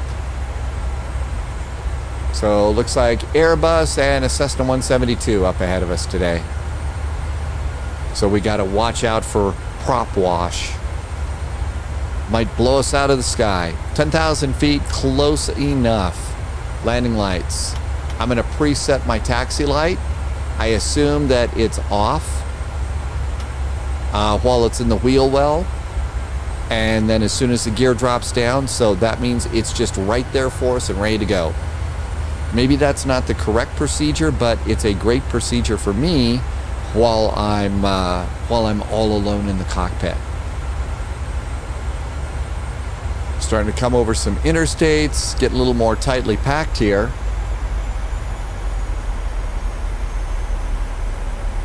And now there's our slowdown. And if we look over here, let's see, placarded speeds. Yeah, here's placard speeds here. So for flaps, the placard speed for flaps 1 is 250 knots. So we could actually throw out some flaps here to help us maintain a little more control over our descent.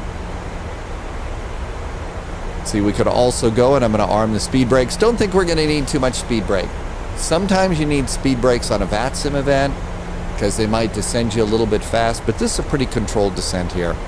So 10,000 feet, we can also do a notch of flaps.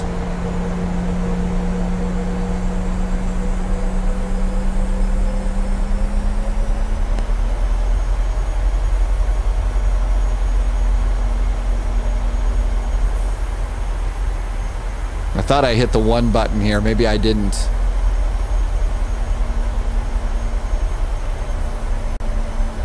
No, I actually hit the flaps up button, not the flaps down button. How embarrassing.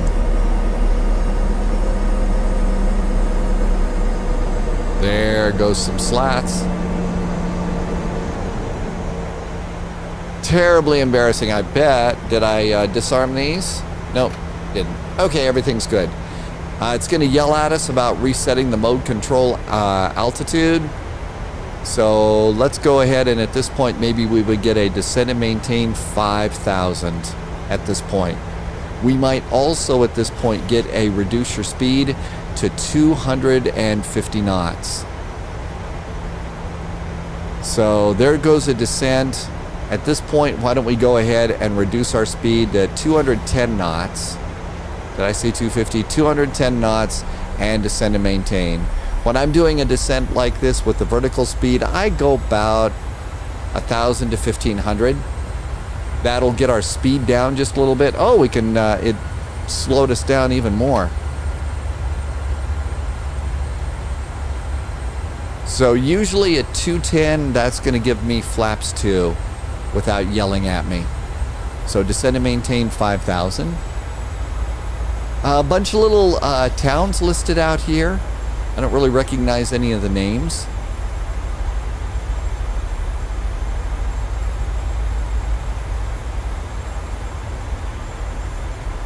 At this point, we could start thinking about the approach checklist. Nav course and frequency. Yeah, that's kind of set.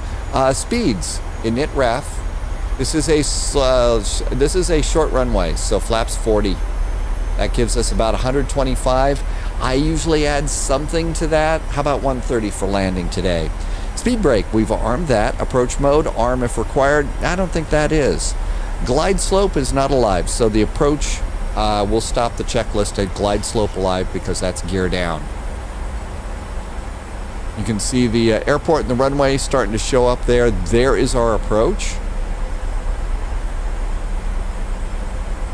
Again, being a pilot all alone and stuff like that, I'm going to let the autopilot do some work for me here. We'll take over at a good time, but usually I don't take over from the autopilot until I'm over on tower. Or if I've got my tower frequency preset and I'm confident that I'm not going to have to do a bunch of stuff there, then maybe I'll take over. But if you've still got frequencies to change and stuff, your workload is too high to fly along. And I'm going to guess that even the real world pilots might back me up on that one. Okay, 7,000 feet, 210 knots. This is looking pretty good. Now's a good time. If you've gotten all comfortable in your gamer chair while you're doing the flight, now's a great time to make sure that you're centered back up where you're supposed to be. You know, if you use rudder pedals, okay, I'm a little bit off for the rudder pedals. That's good. Make sure that your chair doesn't tilt back if you use rudder pedals. That could be awfully scary. Gently put your feet on the rudder pedals, maybe. Can you reach over, grab the stick, grab your throttles? Perfect. My throttles, the last time I touched them was when we're on takeoff. And remember, my throttles I set to about 40% on the N1 there. So that's where those throttles remain. And that's actually perfect. I use the Airbus stuff from Thrustmaster. I haven't touched the throttles there. So I'm going to be able to disengage the auto throttle. And my throttles are going to be relatively good for the approach. And then I also have my thrust reversers set up on the buttons that's easy for me to get to. And we're looking good, 210 knots, there's 5,000 feet. Fergie, we're going to want to be about 3,000 feet, so let's kind of just hold on to this for a while.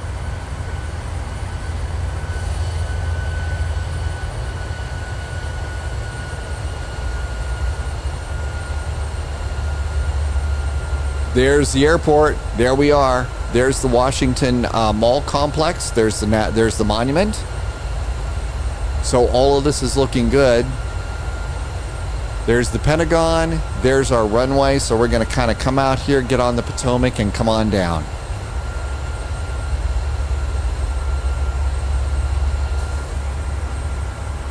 We're at, let's see, how about descend and maintain 4,000?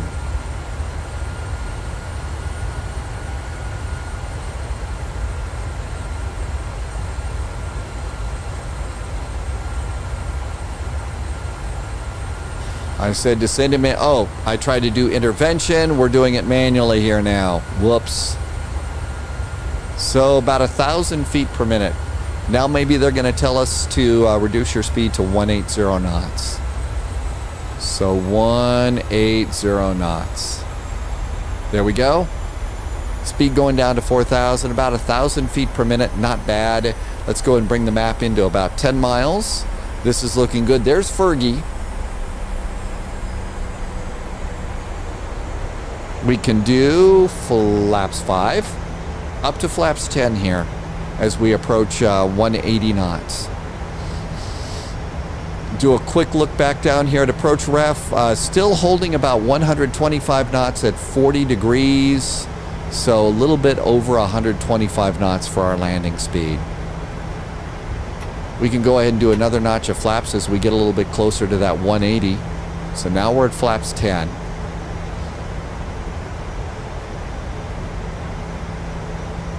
Passing over Bethesda and Silver Springs, Maryland here. And all sorts of interesting stuff that I have no idea what it is. Commander Jack is in the 737 way out there. I think that's Dulles. Yep, that's Dulles Airport. So Commander Jack's getting ready to do a flat out of Dulles. Now we're getting ready to pass that MiGs. This is where it gets a little bit hard to see with terrain radar. So one of the things that I guess we could do is, let's see, does that turn it down a little bit? If it does, that says lower DU, outboard brightness. Okay, there's outboard brightness. Okay, so this is outboard. So that's this one.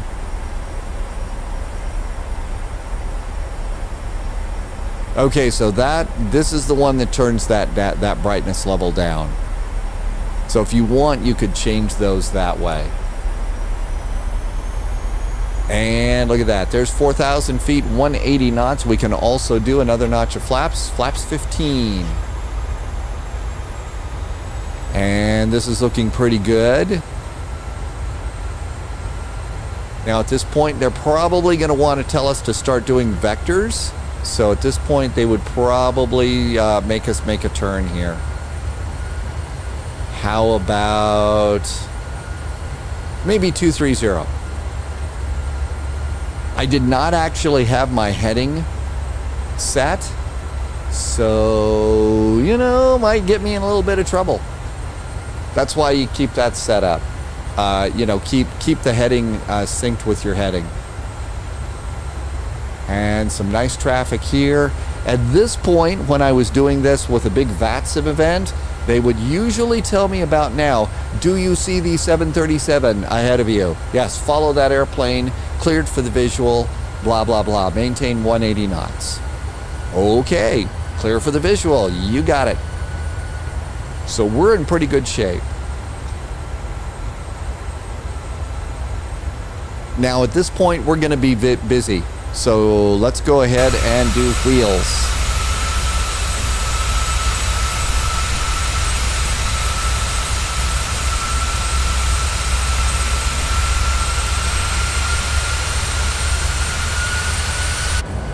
Flaps, autopilot, flaps, go around altitude. This is a good go around altitude. I think we're in great shape. Come on over here. Let's grab our river visual. There's our river visual. There's going to be Fergie over there. This gives us our DME from the Washington VOR. There's the bridges. So Roosevelt Memorial Bridge, Arlington Bridge, the George Mason Bridge. That's our turn, the double bridge over there. Are we set and ready? Looking good. Autopilot is off. Follow the river. Silence the alarm.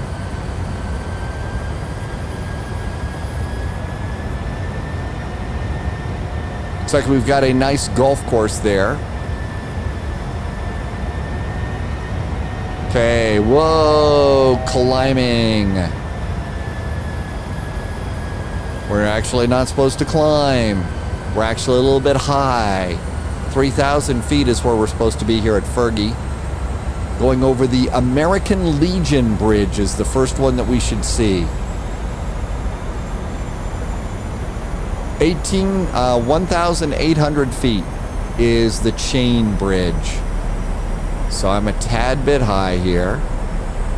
There is that one bridge. So the American Legion Bridge, that's the first one. That's the one by Fergie. I don't have an altitude there. I do have a recommended altitude of 1,800. Caution, terrain. Caution, terrain. Okay, I don't see the next bridge, so we're going down a little bit too fast. Coming around here.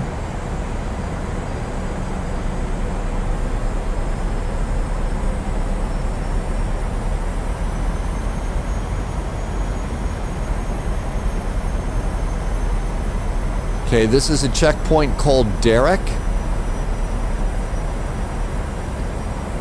A button that I have set up on my side stick is a button that returns me. Uh-oh, too low, 1,600 feet, stop our descent. We're not even close to that bridge yet. We're 1400. Slow this down.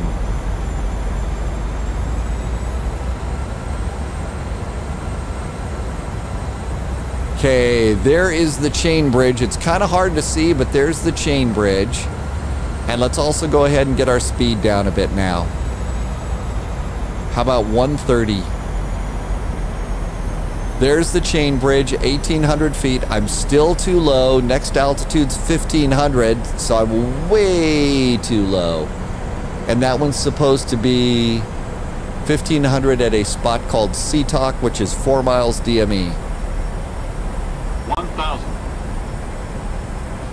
Another notch of flaps, too low.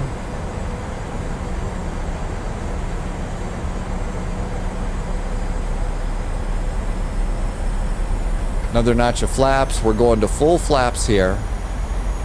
Come on around here. So that was 1,500 feet. No wonder I can never see the runway from here.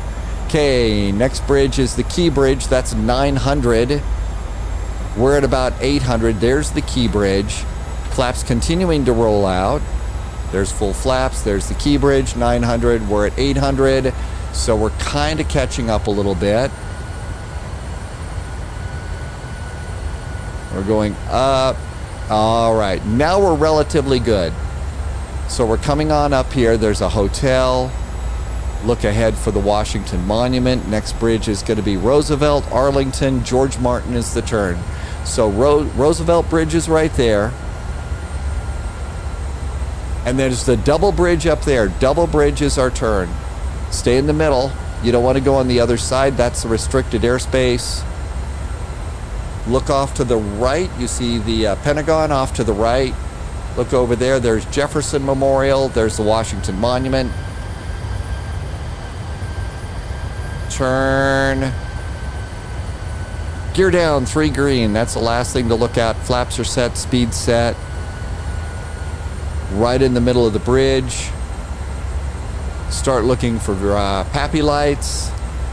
Gentle descent. Hands on the throttles. Auto throttle disconnected. Captain's got those.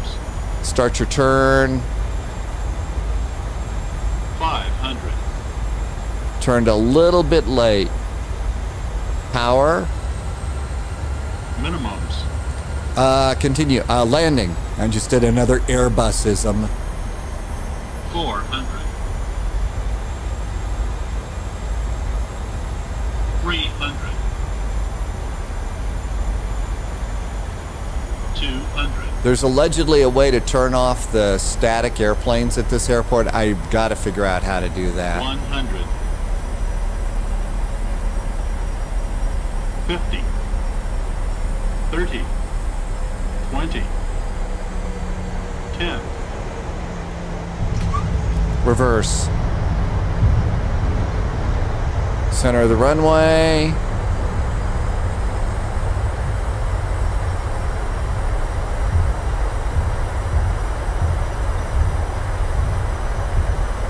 Manual braking.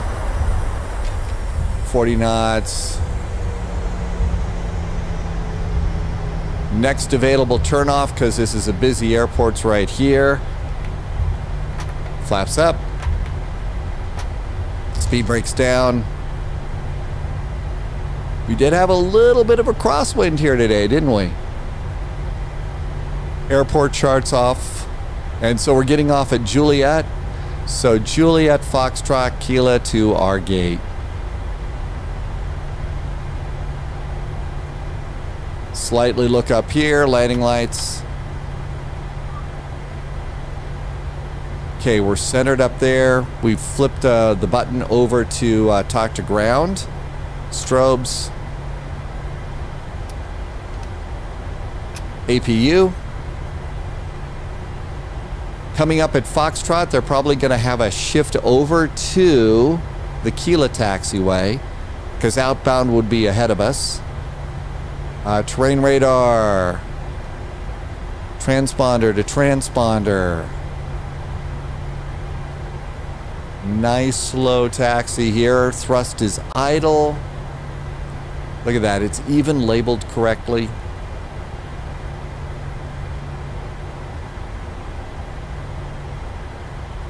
around over here.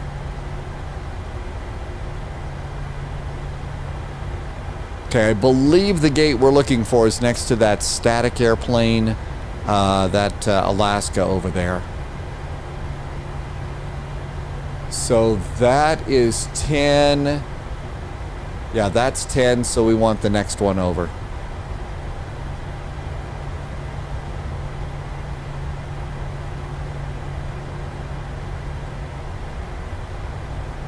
So there's 10 Charlie.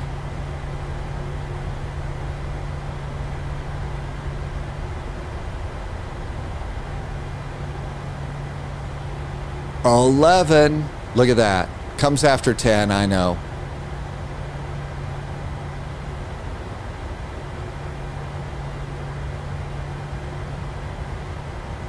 One of the things that they're going to have, someone's going to want to develop here is they're going to want to develop gate guidance for us going in.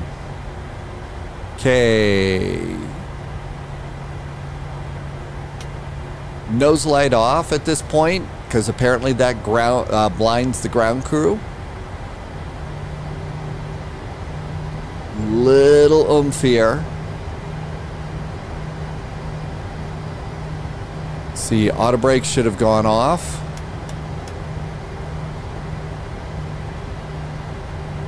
And if you don't have gate guidance, you just come outside the airplane and have a little look.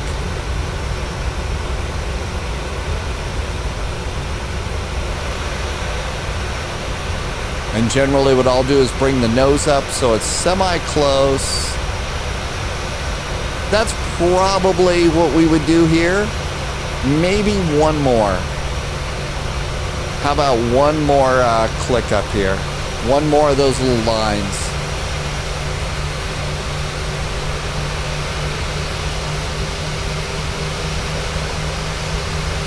There we go.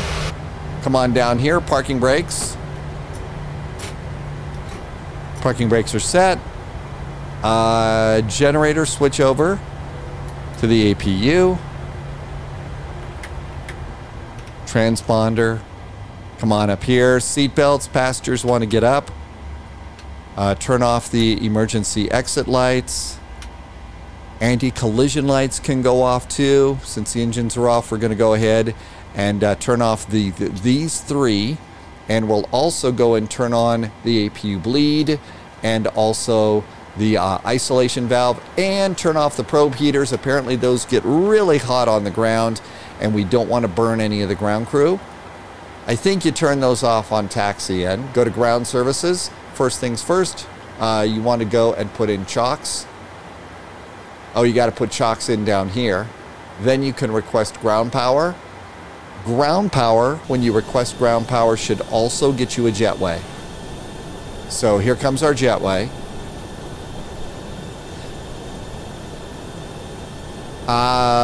Sometimes I hit the button and it works. Sometimes it doesn't. Sometimes you have to request it.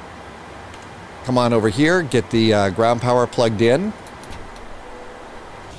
And there comes the jetway. So all of that's looking good. While this is going on, you'll come over here, go to the FAR baggage handling, put a 0 in at the top, a 0 in at the bottom, and then request everybody to come out. After that, go to the return, go to doors. By now the jetway is in place, and you can go ahead and open up your 1L. Be nice if they decided to, if they were to create a button spot out here on the door where you could open the door from there if you want to watch it. Return. Come on over to ground services. Page number 3, passengers, set that to 0. And then start the passengers getting off the plane. Come on over here, and you're going to wait for the cargo, all of these to be lit, and then you can start the cargo. I usually come over here to the index page and leave it on either the index or the ident page is where I will leave that. Everything else is good, but we could go and look at, so after landing would have been flaps, speed brakes, transponder, position lights, landing, taxi lights, APU, anti-ice, probe heat, engine starts off. Ooh, did we do that? Yep, I totally blew that off. Everything's good there. Shutdown, fuel control, anti-collision, ground equipment, FMC. Fuel pumps, isolation valve, flight directors. So flight directors should have gone off. And there we go. Passengers are walking by. Thank you, goodbye, thank you. Yeah. Okay, we're slowly seeing baggage handling. Another thing to do a check is look at your fuel. Our total fuel aboard the airplane is 6,200 pounds. Look at the flight plan. We were supposed to have 5.6. So we didn't use all the fuel. We didn't invade the final reserve and alternate fuel. So fuel-wise, we win the fuel game. And now if we look down here, you can see we could start unloading the cargo in the front of the airplane. They're connecting the aft carts. I mentioned this was a little bit of a rabbit hole, but this is how you kind of load and unload the plane. Now, if you don't want to do it that way, you can just exit and you're done with the flight. One of the reasons you might want to do this is if you've decided that you're going to continue, offer continuing service on the airplane and actually go and continue to fly. You know, see where the aircraft in the real world that you just flew, see where that one is going to go. So we could kind of walk down the jetway, like I was mentioning, the jetway at the jetway in Chicago, the jetway in Boston, I mean. That jetway is, you can walk down that one and it's pretty nice.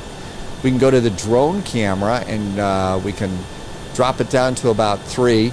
At the end of the flight, the drone's always going to be a little bit tilted, but you can kind of come over here and you could do walk down the jetway this way if you haven't had a chance to do this.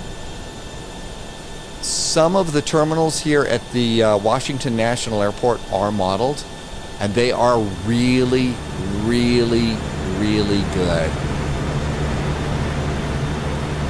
So here we are. Let's see what we can see when we go walking in here. Oh, wow. We have a terminal. Hey, there's people.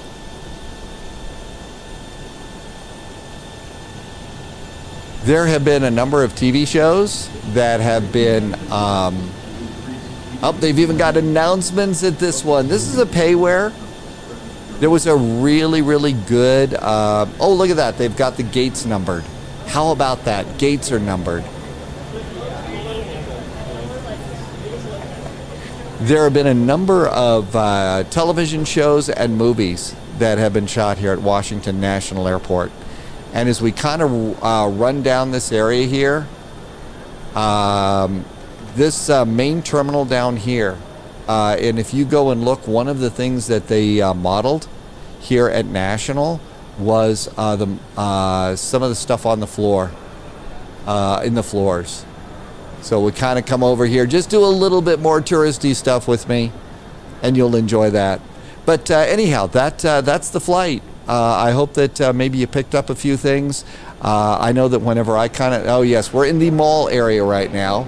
So there's Brooks Brothers, Brighton, I don't recognize that. Duty Free, the alcohol store.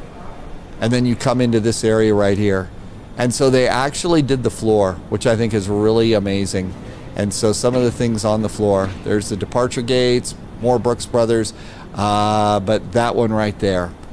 And if you go and you walk down this thing, you get to you'll get to see a whole bunch of those, and you'll even recognize some of that from some of the TV shows. So how about that? Thanks for flying with me. This checklist I really like from British AvGeek. Really good checklist and flows. I just have to do a little bit better job of flying those. One of the things I always like to say about the flights that I do here on YouTube, this is not about the right way versus the wrong way. Look, not all the airplanes are completely modeled. We can get it close, this is mostly what works for me. This is what works for me. Definitely, I'm still new on YouTube, so please be sure and leave your questions and your comments. I read them all. If you've got an idea for a video that you'd like me to do, please put that in there too. Also, if you feel like it, join us over on the Spy Flight, over on Twitch. We fly all over the world. We're flying the Airbus, we're flying this Boeing. Like I said, just going all around the world. So certainly like to, they're all group flights. Some are on multiplayer, some are on VATSIM, but hopefully you can join us for one or two of those. And thank you for flying along. If you did like this, I'm still really new here on YouTube, so I haven't been monetized or anything like that, but I do want to say a big thank you to supporters on Ko-fi and Patreon, or you can come on over to Twitch and drop a sub or two. That would also help me continue to do the fun stuff here. I'm Dave. I do the Spy Flight on Twitch. Thank you for flying with me. I hope you are having a great week. In the meantime, as always, stay healthy, stay safe, and we'll see you on the next Spy Flight.